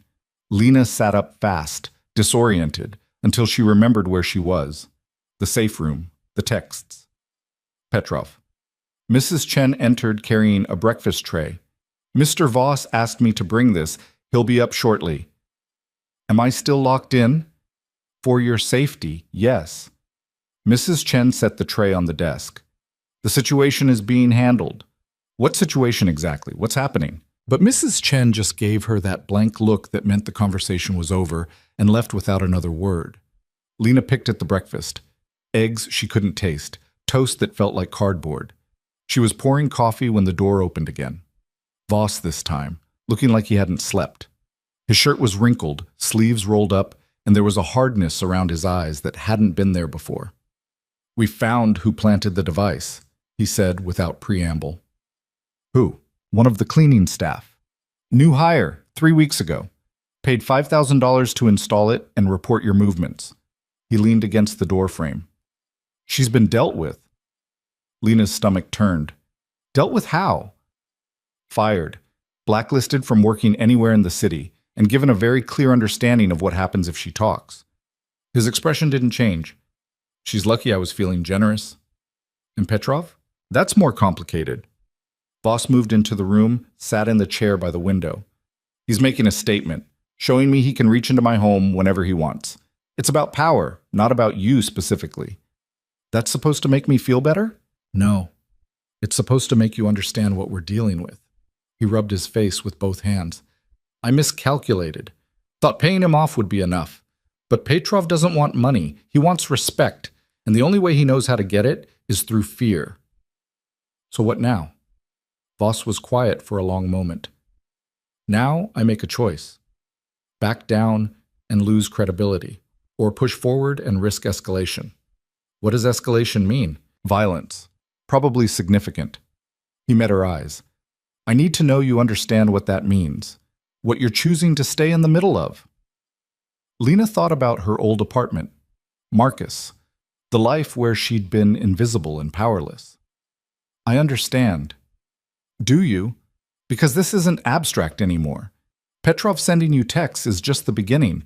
If this goes where I think it's going, people will die. Maybe people you know. Maybe... He stopped himself. Maybe me, Lena finished.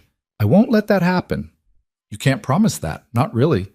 She set down her coffee cup. You can promise to try, to do everything possible, but you can't guarantee it. Voss looked at her like he was seeing someone different than who'd arrived 4 days ago. You're right, I can't. So stop pretending. Stop trying to make me feel safe with promises you might not be able to keep. Her voice was steadier than she felt. Just tell me the truth. What are my actual odds here? He considered this. If you stay in this room, follow every security protocol, and let me handle Petrov my way, 90% you walk away fine. And if I don't? 50-50, maybe worse. He leaned forward, elbows on his knees. That's the honest answer. The one I wouldn't give most people because it would make them panic. I'm already panicking, at least now I know why.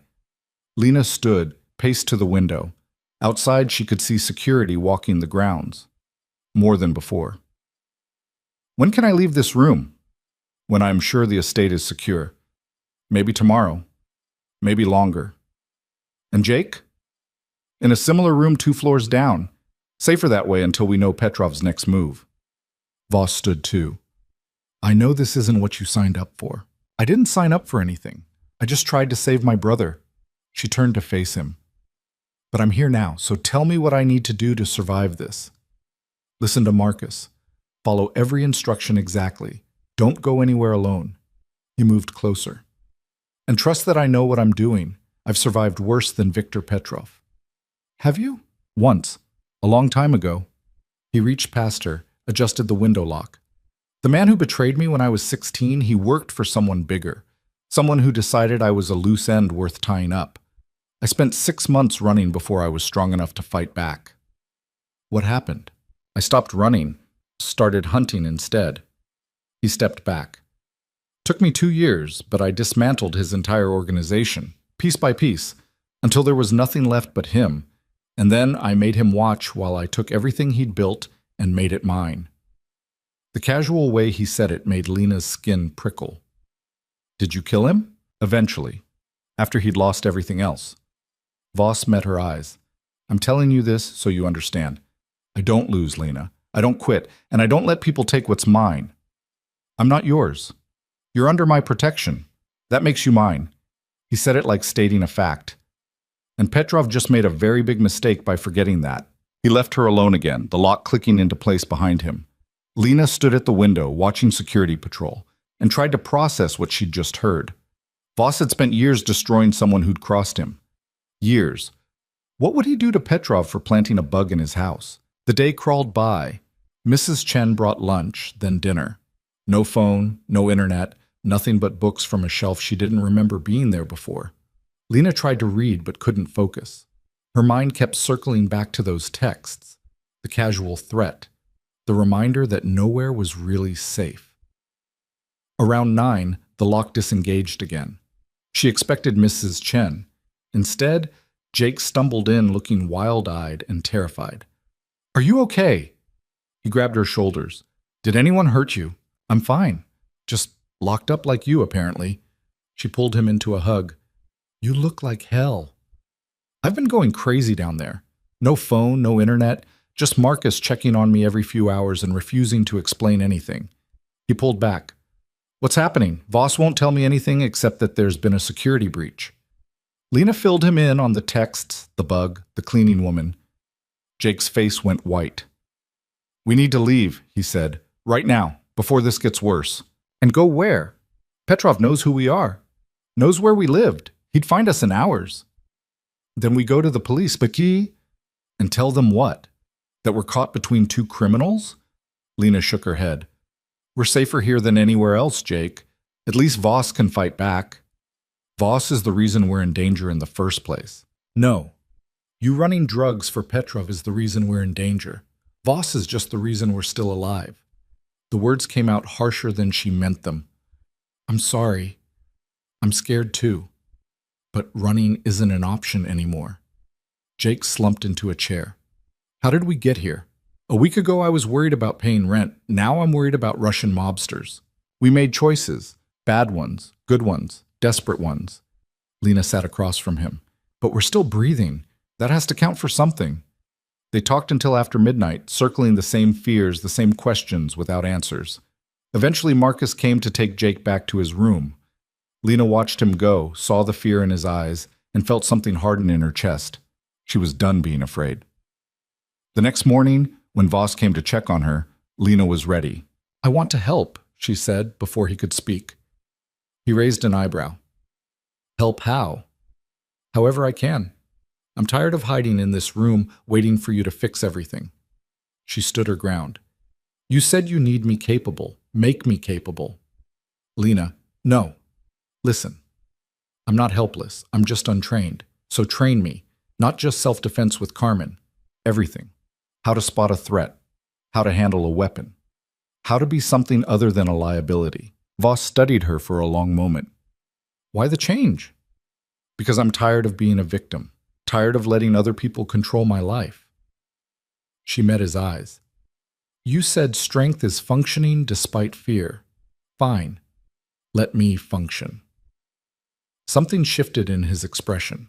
Approval, maybe, or recognition. All right, but if we do this, we do it my way. No shortcuts. No complaining when it gets hard. Deal. Then we start today. Marcus will supervise. Voss checked his watch. 1 hour. Be ready. The next week was brutal. Marcus put her through drills that left her exhausted and bruised. How to clear a room. How to identify exit routes. How to disable someone twice her size. Carmen's training intensified too. More strikes, more escapes, more scenarios where Lena had to think fast and move faster. You're getting better, Carmen said after a particularly rough session. Still telegraph your right hook, but better. Lena wiped sweat from her face. How long until I'm actually good at this? Years. Maybe never. Carmen handed her water. But good enough to survive? You're almost there. Between training sessions, Lena studied. Marcus gave her files on Petrov, his operations, his known associates, his patterns. She memorized faces, names, learned to spot the warning signs of surveillance. Why are you showing me this? She asked Marcus one afternoon. Because Voss asked me to. Said you wanted to be capable. He pulled up another file. This is Dmitry Volkov, Petrov's second in command. Former military, suspected in at least 6 murders. If you see him, you run. Don't fight. Don't hesitate. Just run. What if I can't run? Marcus looked at her seriously. Then you use everything Carmen taught you, and you aim to kill, because Volkov won't hesitate. The reality of it settled over her like a weight. This wasn't practice. This wasn't theoretical. These were real people who might actually try to hurt her. By the end of the week, Voss cleared her to leave the safe room. Security was tighter, armed guards at every entrance, cameras she'd never noticed before suddenly visible. But at least she could move around the estate again. She found Jake in the library, buried in work. He looked up when she entered, relief flooding his face. You're out. Finally. She collapsed into a chair. How are you holding up? Working helps. Keeps my mind off everything else. He gestured at the laptop. Daniel has me analyzing a commercial development deal. It's complicated enough that I actually have to concentrate. That's good, I think. Better than sitting around terrified. He closed the laptop. You look different. Different how? Harder, like you're ready for a fight. He didn't sound sure if that was good or bad. Maybe I am. Lena stood, walked to the window. I can't just hide and hope Voss fixes everything. I need to be able to protect myself. Protect you if it comes to that. I don't want you to have to do that. Neither do I. But wanting doesn't change reality. She turned to face him. We're in this now, Jake. All the way in. The only way out is through. That night, Voss summoned her to his office. She found him at his desk, studying something on multiple monitors. He looked up when she entered. Sit. She sat. What's wrong? Petrov made contact. Wants another meeting. Voss leaned back in his chair. Says he has a business proposition. You believe him? No, but I'm curious enough to listen. He turned one of the monitors toward her. I want you there. Lena's stomach dropped. What? Why? Because he thinks you're a weakness, something he can use against me. Voss's expression was unreadable. I want to show him he's wrong. By bringing me into a meeting with a man who wants to kill us? By showing him you're not afraid, that you're under my protection and confident in that protection. He stood, came around the desk. This is a calculated risk, Lena, but I think it's necessary. You're insane. Probably. But I'm also right. He stopped in front of her. Petrov is testing boundaries. If I hide you away, he'll see it as weakness. If I bring you out in the open, completely unafraid, it changes the dynamic. Or it gets me killed. I won't let that happen. He said it with absolute certainty. You'll be surrounded by security. Marcus, myself, 4 others. Petrov will have the same. It's neutral ground, neutral numbers. And you'll be armed. I don't know how to shoot. You will by tomorrow. He pulled a case from a drawer. Inside was a small handgun, matte, black, and intimidating. This is a Glock 43, 9mm, light, easy to conceal, minimal recoil. We'll spend tomorrow at the range until you can hit center mass consistently. Lena stared at the gun. This is really happening. Only if you agree. I won't force you. Voss closed the case. But I think you're ready, and I think Petrov needs to see that. She should say no, should refuse to walk into a room with a man who'd threatened her, who'd put a bug in her room, who wanted to use her against Voss. But sitting in that office, looking at this man who'd saved her brother and trained her, and was now asking her to be brave. When? She asked. Friday. 3 days. That gives us time to prepare. He set the case on the desk. Think about it tonight. Give me your answer in the morning. But Lena already knew her answer. I'll do it. Voss studied her. Why? Because you're right. I'm tired of being afraid. Tired of hiding. She stood. And because if Petrov thinks I'm weak, I want to see his face when he realizes he's wrong. The next 3 days were intensive. Every morning at the range with Marcus, learning to load, aim, fire. The first time she pulled the trigger, the recoil shocked her. By the second day, she could hit the target more often than not. By the third, Marcus nodded approval. You won't win any competitions, he said, but you can defend yourself if needed. Remember, 2 to the chest, 1 to the head. Don't hesitate. Afternoons were with Carmen, running through scenarios. What to do if someone grabbed her, how to create distance, how to get to the gun if she needed it. You're carrying a weapon now, Carmen said seriously. That changes everything. Never pull it unless you're ready to use it. Never point it at something you don't intend to destroy. Evenings, Voss prepped her on the meeting itself. Where it would be, who would be there, what to expect. Petrov will try to get a reaction, Voss explained. He'll say something inflammatory, something about you, about Jake, about me. Don't respond. Don't show fear. Just sit there and let him talk himself out. What if he tries something? Then Marcus shoots him and we leave, said so casually. But he won't. This meeting is about posturing, not action. He wants to see if he can rattle me. You being there, calm and unafraid, shows him he can't. Friday morning arrived cold and gray. Lena dressed carefully, dark jeans, black sweater, boots with good traction.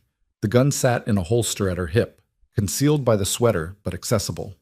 She checked herself in the mirror and barely recognized the woman staring back. A week ago she'd been a waitress. Now she was armed and heading into a meeting with a criminal who wanted her dead. Ready? Jake appeared in her doorway. Voss had decided he should come too, part of the show of strength. No, but I'm going anyway. They met Voss downstairs. He was dressed like always. Expensive suit, no visible weapons, but Lena knew he was armed. Marcus and 3 other security members waited by the cars. Remember the rules, Voss said as they drove. Stay calm. Don't engage. Let me handle the conversation. You're just there to be seen. The meeting was at a restaurant, closed for the afternoon, neutral territory. They arrived first, took positions at a table in the back. Marcus and the others spread out, covering exits, watching the street. Lena sat next to Voss, hands folded on the table to keep them from shaking. Jake was on her other side, looking pale, but determined. Breathe, Voss said quietly. You're doing fine. Then the door opened and Viktor Petrov walked in. He was shorter than Lena expected, stocky and muscular, with cold eyes and a smile that didn't reach them. 3 men followed him, including one Lena recognized from Marcus's files, Dmitry Volkov, the killer. Petrov sat across from Voss, that empty smile still in place. Adrian, good to see you again. Viktor, you said you had a business proposition. I do. Petrov's eyes slid to Lena. And this must be the girl, the waitress who started all this trouble. Her name is Lena, Voss said flatly. And she didn't start anything. Your problem is with me. My problem is that you paid my debt without negotiation, disrespected me in front of my organization. Petrov leaned back. But I'm a reasonable man. I'm willing to let it go. For a price. Everything has a price, Adrian. You know this. Petrov pulled out a folder, slid it across the table. I want a percentage. 20% of your import operations on the east side. In exchange, we forget this unpleasantness. Voss didn't touch the folder. No. No? Petrov's smile tightened. You don't even want to consider? No, because you're not asking for a partnership. You're asking for tribute, and I don't pay tribute. Voss's voice was calm but absolute. Find another revenue stream, Viktor. This one's closed. Petrov's expression hardened. He looked at Lena again, longer this time. Pretty girl. Be a shame if something happened to her. Lena felt the weight of the gun at her hip, felt Voss tense beside her, but she kept her face blank, her breathing steady, just like they'd practiced. You threaten her again, Voss said quietly, and this conversation ends differently than you want. That sounded like a threat, Adrian. It was a promise. Voss stood. We're done here. You wanted a meeting, you got one. My answer is no. Accept it and move on, or push and find out why people don't cross me twice. Petrov stood too, his men rising with him. For a moment the air felt electric, dangerous. Lena's hand drifted toward her hip. Then Petrov laughed. You've gotten bold, Adrian. I remember when you were just a kid trying to survive. Now look at you. An empire. A reputation. His eyes went cold. Empires fall, though.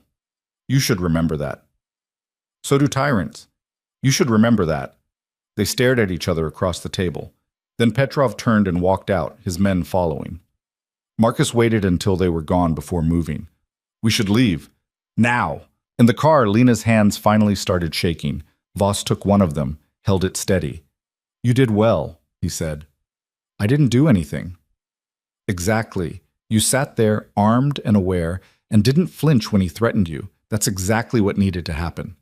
He squeezed her hand once before letting go. Petrov wanted to see fear. You gave him nothing. What happens now? Now he makes a decision, back down or escalate. Voss stared out the window.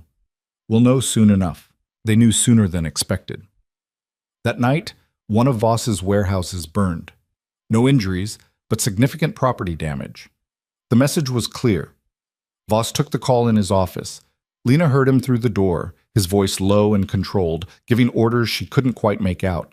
When he emerged, his expression was set. It started, he said simply. What are you going to do? What I have to. He looked at her. This is going to get worse before it gets better. I need you prepared for that. I am. I hope so. He started toward the stairs, then stopped. Lena, thank you. For today. For being strong when it mattered. I'm not strong. I'm just tired of being weak. Same thing. He disappeared upstairs, leaving her alone with the weight of what was coming. 2 days later, one of Petrov's clubs was raided by police. Anonymous tip about drugs and weapons. The kind of raid that shut everything down and cost serious money. Petrov retaliated by having 2 of Voss's people beaten. Not killed. Just beaten badly enough to send a message. Voss responded by buying out one of Petrov's suppliers. Cut off his revenue stream at the source. Back and forth. Escalation after escalation. The war neither of them wanted but both refused to back down from. Through it all, Lena trained. Worked at the gallery that had opened Monday, despite everything. Learned to function with the constant awareness that violence was circling closer. Carmen pushed her harder. You're too tense. You'll freeze if something happens. Relax into the training. Make it instinct, not thought. Marcus added tactical awareness. Always know your exits. Count the people in every room. Notice who watches too long. And Voss treated her like she was capable, like she could handle this. It should have scared her. Instead, it made her stronger. 3 weeks into the war with Petrov, Lena came home from the gallery to find Voss waiting in the foyer. His expression stopped her cold. What happened? Petrov escalated, sent someone to the gallery to find you. Her stomach dropped. What? Catherine noticed him, recognized him from photos I'd given her. She stalled him while security arrived.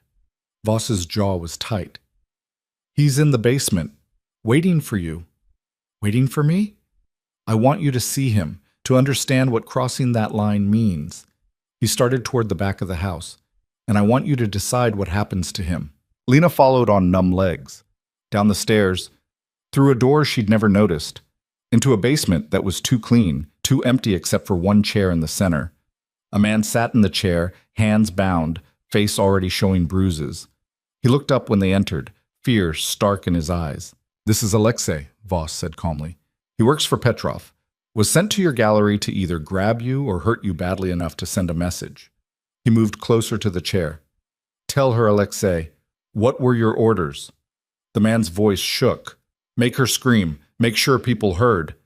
Lena felt ice spread through her veins. This man had come to hurt her, would have if Catherine hadn't noticed. Now you choose, Voss said, turning to her. What happens to him? What are my options? Whatever you want. I can make him disappear. I can make him hurt. I can let him go with a warning. His expression was unreadable. Your call, Lena. He came for you. You decide his fate. She looked at the man in the chair, saw the fear, the desperation. The same desperation she'd felt a month ago when Marcus had been hitting her and she'd had nowhere to run. Let him go, she said quietly. Voss raised an eyebrow. You're sure? Let him go, but not without a message. She moved closer to Alexei. Let him see her face. Tell Petrov I'm not afraid of him.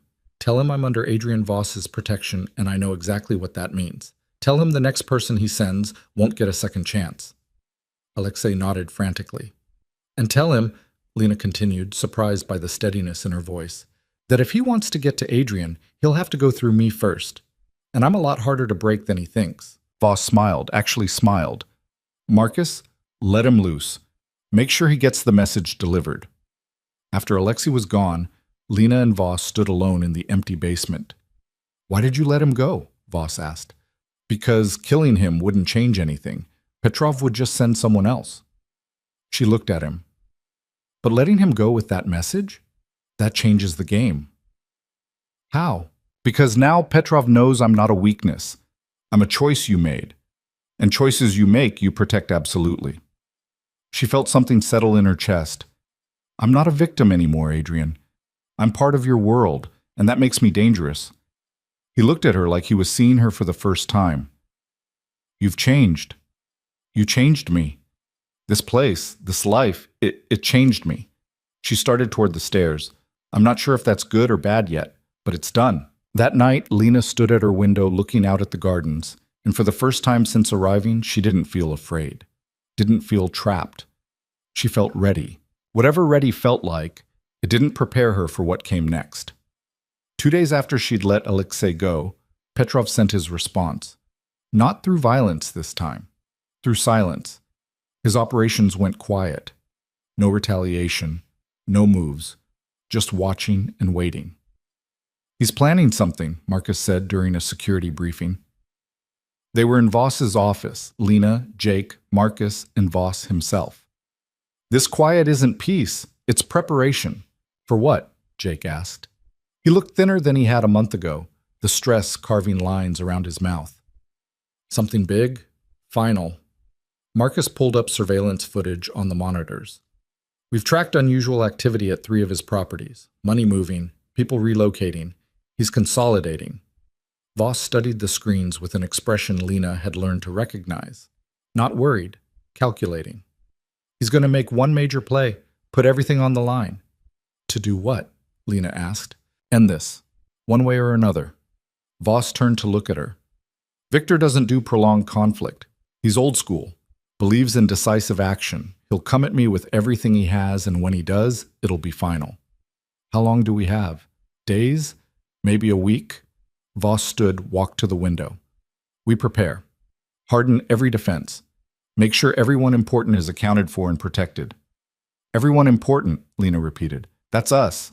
That's you, Jake. Key personnel, assets I can't afford to lose. He didn't turn around. When Petrov moves, he'll try to hit multiple targets simultaneously. Divide our attention. We need to be ready. The next week felt like waiting for a storm. Security doubled. Lena wasn't allowed to leave the estate at all. The gallery would have to manage without her.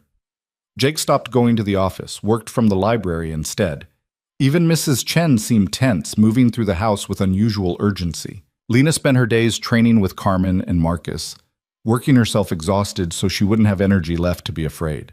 At night, she lay awake listening to the house settle, the gun from Voss now a permanent presence on her nightstand. She saw less of Voss during this time. He was always in meetings, always on the phone, orchestrating something she wasn't privy to. When they did cross paths, he looked more tired, more focused, like he was preparing for a war he knew was coming but couldn't quite see yet.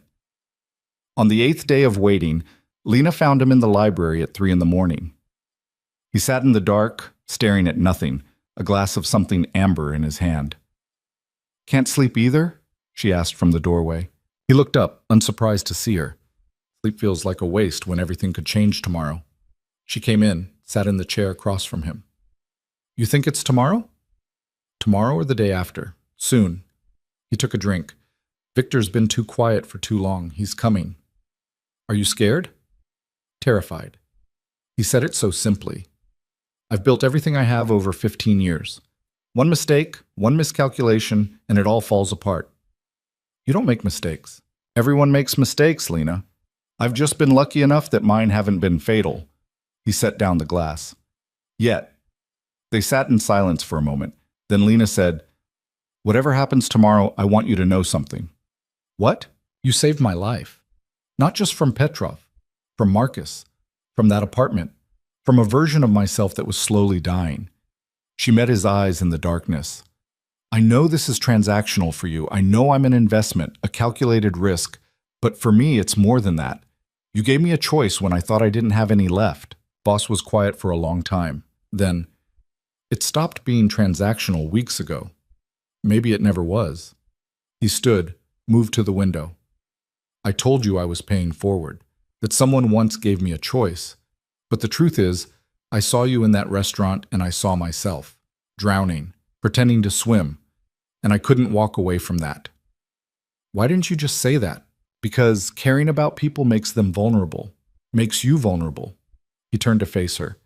But I'm tired of pretending I don't care. About you, about Jake, about whether you survive this. Lena stood too, crossed to where he stood. Then let's make sure we do.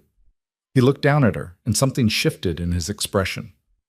When this is over, if we survive it, you and Jake are free to go. The 6 months, the debt, all of it. You'll have earned your freedom. What if I don't want to go? Then you stay. By choice. Not obligation.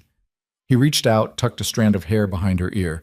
The gesture was so unexpected, so gentle, that Lena's breath caught. But you should have the option, Lena, to choose this life or choose something else. I've already chosen. Have you? Or have you just adapted to survive? His hand dropped. There's a difference. Before Lena could answer, Marcus burst through the door. We have movement, multiple vehicles heading this way. Petrov's making his move. Everything happened fast after that. Voss shifted immediately into crisis mode, barking orders into his phone. Marcus pulled Lena toward the safe room, but she resisted. No, I'm not hiding. Lena, I said no. She looked at Voss. You trained me for this. Let me help.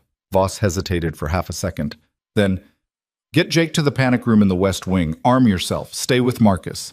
To Marcus, don't let her do anything stupid. Define stupid, Marcus muttered, but he was already moving. They found Jake in his room, already awake. He took one look at their faces and went pale. It's happening. It's happening, Lena confirmed. Come on. The panic room was reinforced steel disguised as a sitting room. Marcus got Jake inside, sealed the door from the outside. He'll be safe there, Marcus said. Nothing's getting through that. What about us? We make sure nothing gets close enough to try. He handed her a vest. Put this on. Kevlar. Won't stop everything, but it'll help. Lena strapped on the vest with shaking hands. The gun at her hip felt heavier now, real in a way it hadn't been before. They took positions in the main hall. Voss was already there with 4 other security members, all armed, all wearing the same controlled expression. Through the windows, Lena could see headlights approaching. Multiple vehicles, like Marcus had said. At least 5. They're not even trying to be subtle, one of the guards said. Victor doesn't do subtle when he's making a statement. Voss checked his weapon, a larger gun than Lena's, matte black and efficient looking. Remember the rules. No one fires unless they fire first. I want this on record as self-defense. The vehicles stopped at the gate. For a long moment, nothing happened. Then a man got out of the lead car. Not Petrov, Dmitry Volkov. This is bad, Marcus said quietly. Petrov sent his killer. Volkov walked to the gate, looked directly at the camera mounted there. Adrian Voss, we need to talk. Voss pressed the intercom. We already talked. I said no. Circumstances have changed. Victor is offering one final deal, generous terms. Take it, or things get messy. Tell Victor he can deliver his deals himself instead of sending his lapdog. Volkov's expression didn't change, but his hand drifted toward his hip. You want messy, Adrian? I can do messy. And you'll die messy, along with everyone you brought. Voss's voice was calm. Think carefully, Dmitri. Is this really how you want this to end? For a moment, Lena thought Volkov might actually leave, might realize this was suicide and walk away. But then he smiled, pulled out his phone, and made a call. He said, "No, Victor, your move." Whatever Petrov said in response made Volkov's smile widen. He put the phone away, stepped back from the gate. Last chance, Adrian. Open the gate and let's talk like reasonable men. No. Then we're coming in. The first gunshot shattered the night, not from Volkov's people, from somewhere in the darkness beyond the vehicles. It hit the gate, ricocheted off with a spark. Sniper, Marcus said, pulling Lena down. They brought a fucking sniper. All hell broke loose. Volkov's people opened fire on the gate, trying to blast through. Voss's security returned fire from covered positions. The noise was deafening, nothing like the controlled environment of the range. This was chaos. Bullets punching through walls, glass shattering, someone screaming. Lena pressed herself against the wall next to Marcus, the gun in her hand feeling useless. What was she supposed to do with this? Who was she supposed to shoot? Stay down, Marcus ordered. He was firing through a window, controlled bursts that showed his training. Don't move unless I tell you to. Through the confusion, Lena saw Voss. He was calm, too calm. Moving between positions, directing security, firing only when he had a clear shot, like this was just another day. The gate gave way with a screech of metal. 3 of Volkov's men rushed through, firing wildly. One of Voss's guards went down. Then another. They're breaching, someone yelled. Voss shot the first man through the gate. Clean. Center mass. The man dropped. The second made it 3 steps before Marcus got him. The third turned to run and was cut down by crossfire. But more were coming. Volkov had brought at least a dozen people. This wasn't a negotiation. It was an assault. Fall back, Voss ordered. Second defensive position. Marcus pulled Lena with him, deeper into the house. They set up in the main hallway using furniture for cover. Lena's heart was hammering so hard she thought she might pass out. Breathe, Marcus said without looking at her. In through your nose, out through your mouth. You freeze now. You die. She breathed, forced air into lungs that didn't want to work. More gunfire, closer now. Volkov's people were in the house. Voss appeared next to them, blood on his sleeve but moving fine. They're trying to split us up, divide and conquer. We stay together, we win. How many have we lost? Marcus asked. 2 dead, 1 wounded. Voss's expression was hard. They've lost 6. We're winning on numbers but losing on position. A man rounded the corner, weapon raised. Lena didn't think, just raised her gun and fired. The recoil shocked her. The noise shocked her more. But the man went down, grabbing his shoulder. Marcus finished him with a second shot. Nice hit. Lena stared at the man she'd just shot. Blood was spreading across his shirt. He was still moving, still alive, making sounds that would haunt her later. Lena. Voss grabbed her face, forced her to look at him. Stay with me. You did what you had to do. Now keep doing it. She nodded, swallowed bile, raised the gun again. The fight moved through the house like wildfire. Room to room, bodies falling on both sides. Lena fired 3 more times, hitting twice. Each time felt easier and worse simultaneously. Then, suddenly, silence. They waited in the hallway, weapons raised, listening. Footsteps. Slow and deliberate. Volkov appeared at the end of the hall, gun lowered, hands slightly raised. Enough! Victor wants to talk. We're done talking, Voss said. Not with me. With her. Volkov gestured at Lena. He wants the girl. Give her to us. And this ends. Everyone else lives. Lena felt Marcus tense beside her, felt Voss's absolute stillness. No, Voss said simply. Adrian, be reasonable. How many more people have to die for one waitress? Volkov took a step forward. Victor doesn't even want to hurt her, just wants to talk, make a deal. Then everyone goes home. I said no. Then we keep killing each other until one of us runs out of people. Volkov's expression was almost pitying. You're outnumbered, Adrian. You've lost 2 men. We've lost 6, but we have 12 more outside. Do the math. Lena found her voice. I'll go. No, you won't, Voss said immediately. If it stops this, I said no. He looked at Volkov. Victor wants her. He can come take her himself. Tell him to stop hiding behind you and face me directly. Volkov sighed. You're making this harder than it needs to be. Story of my life. For 3 seconds, no one moved. Then Volkov raised his gun, and everything exploded again. But this time Voss was ready. He'd been expecting it. He fired twice, both shots hitting Volkov's center mass. The big man went down hard. From outside came shouting, Volkov's backup rushing in. But Voss was already moving, barking orders, repositioning security. The west entrance, he said to Marcus. They'll try to flank through there.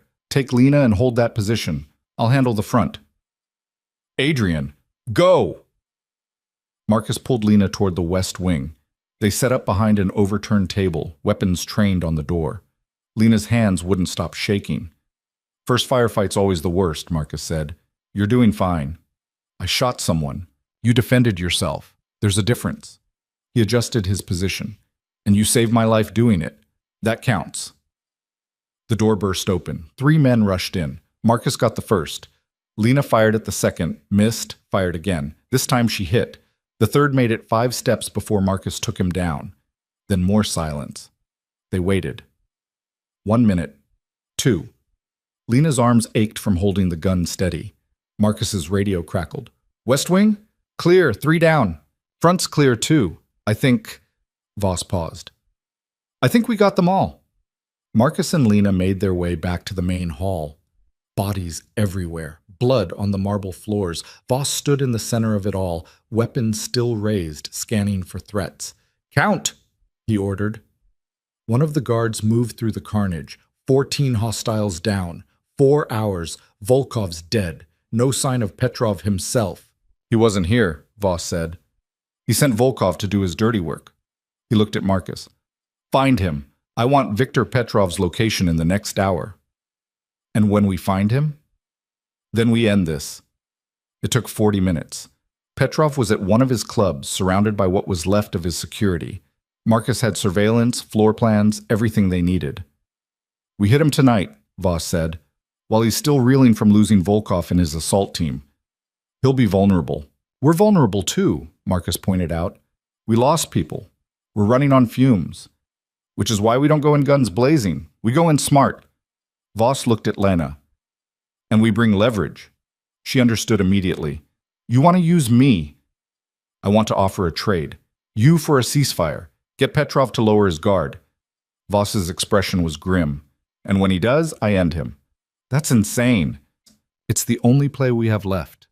He moved closer. Victor thinks you're my weakness. Let him think he won. Let him think he's getting what he wants. Then Marcus puts a bullet in his head, and we walk away. Lena looked at Jake, who'd been released from the panic room and was staring at the carnage with wide eyes. Looked at Marcus, at the bodies being carried out, at the blood that would take weeks to fully clean. Okay, she said. Let's finish this. They planned it carefully. Voss would call Petrov, offer the trade. Lena for a complete ceasefire and the end of hostilities. Petrov would agree because his ego wouldn't let him refuse. They'd meet at the club. And Marcus, positioned as a sniper a block away, would end it before Petrov could hurt anyone. Simple. Clean. Probably impossible. You don't have to do this, Jake said as Lena prepared to leave.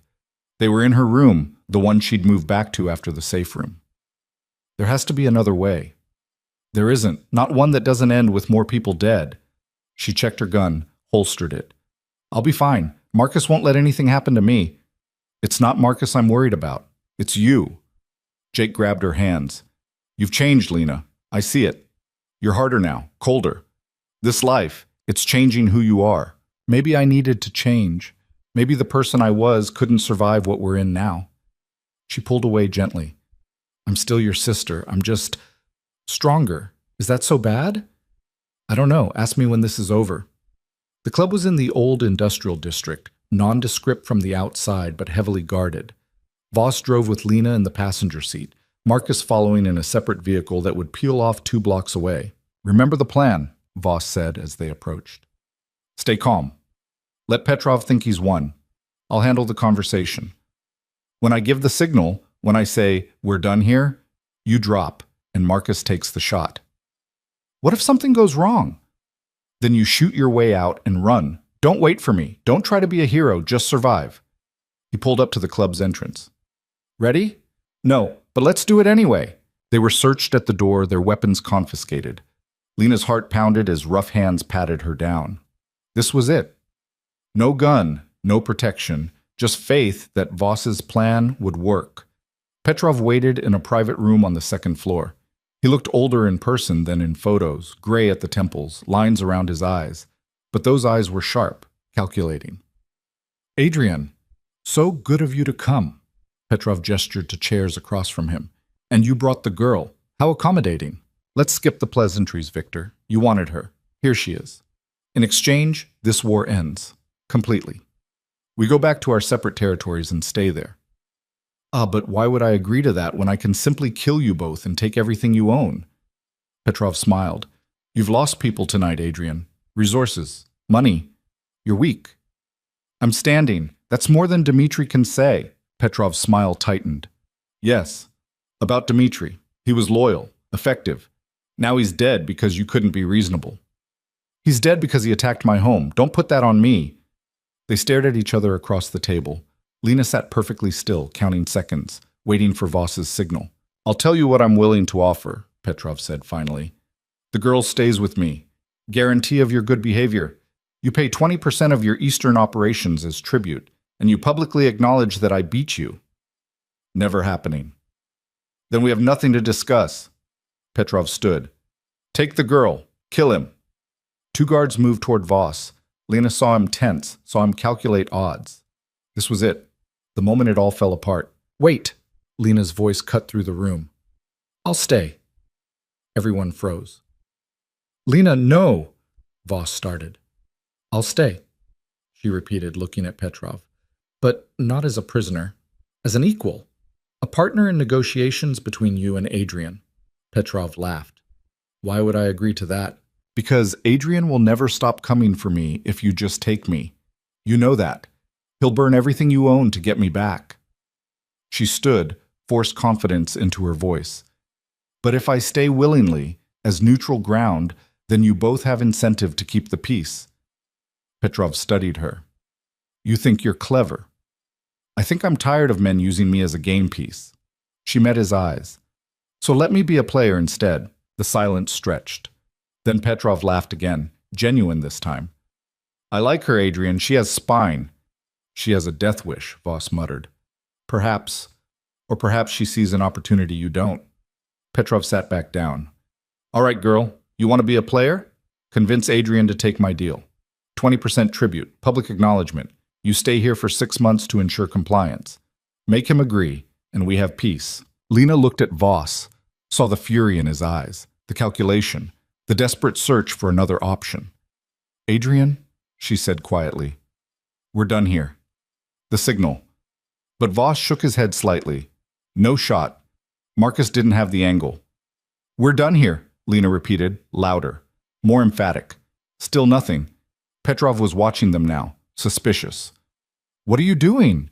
Lena made a choice. She lunged across the table, grabbed the gun from the holster Petrov wore, and fired. Not at Petrov. At the window behind him. Glass exploded. Marcus's shot came half a second later, through the new opening, straight into Petrov's chest. Chaos erupted. Guards rushed in. Voss tackled one, got his weapon, fired twice. Lena dropped behind the table as bullets flew. Then Marcus was there, somehow inside now, laying down covering fire. Move! Go! They ran. Downstairs. Through the club. Guards everywhere, but Marcus was surgical, taking them down with shots that didn't miss. Voss fought hand-to-hand with one, brutal and efficient. Lena fired her stolen gun until it clicked empty, then used it as a club. Survival instinct overriding everything else. They burst out onto the street, into a car Marcus had waiting, tires screaming as they pulled away. Only when they were 10 blocks clear did anyone speak. That, Marcus said, was the stupidest, most reckless thing I've ever seen. Did it work? Lena asked. Petrov's dead. His organization will collapse without him. Yeah, it worked. Marcus looked at her in the rearview mirror. But you could have died. We all could have died. She met Voss's eyes. He was staring at her with an expression she couldn't read. Are you angry? I'm trying to decide. He was quiet for a moment, then, that was incredibly stupid. I know. You could have gotten us all killed. I know. And it was exactly the right move. He almost smiled. How did you know Marcus didn't have the shot? I didn't. I just knew we needed a window that wasn't there, and I could make one. She realized her hands were shaking again. Was I right? You were right, Marcus confirmed. Another 3 seconds and Petrov would have figured out something was wrong. You gave me the opening I needed. They drove in silence back to the estate. Jake was waiting at the door, and when he saw Lena, he pulled her into a hug so tight it hurt. Don't ever do that again, he said into her hair. Can't promise that. Try. The aftermath took days to sort through. Petrov's organization did collapse, just like Marcus predicted. Rival factions fought over the scraps, but none of them were strong enough to challenge Voss. The war was over. They held a small service for the 4 security members who died defending the estate. Voss spoke at it, brief but genuine. Lena stood next to him, still processing everything that had happened. A week after Petrov's death, Voss called Lena to his office. Sit, he said, and she did. He pulled out a folder, slid it across the desk. Your freedom, officially. The debt is cleared, the obligation fulfilled. You and Jake can leave whenever you want. Lena opened the folder. Legal documents, release papers, everything formal and final. And if I don't want to leave? Then you stay. But it has to be your choice, Lena. Really your choice. Not survival, not obligation, choice. She looked at him. At this man who'd saved her brother, trained her, protected her, let her make insane decisions that somehow worked. Who'd promised her safety and delivered it at enormous cost. I choose this, she said. Not because I have to, because I want to. This life, this world, it's dangerous and complicated and sometimes terrible. But it's mine. I fought for it, bled for it. I'm not walking away from that. Even knowing what it means, what you'll have to do, who you'll become. I already know who I am. Someone who doesn't break. Someone who makes hard choices and lives with them. She stood, walked to where he sat. I'm not the girl who walked into Rossi's with a bruise anymore, and I don't want to be. Voss stood too, faced her. Then welcome home. Officially. No conditions, no contracts. Just home. Something shifted between them in that moment. Something that had been building for weeks. Lena felt it in the air, in the way Voss was looking at her, in her own racing heartbeat. Adrian, she said quietly. He kissed her. Gentle at first, then deeper when she kissed back.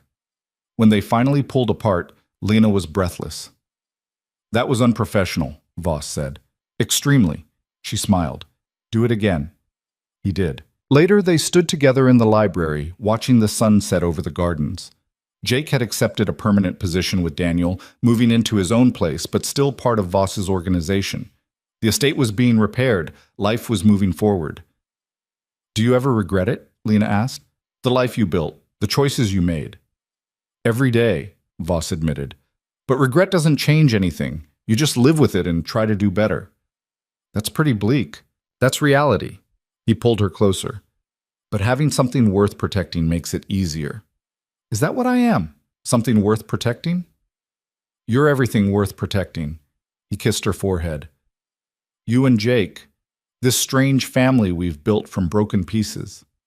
Lena leaned into him, let herself feel safe for the first time in her life. Really safe.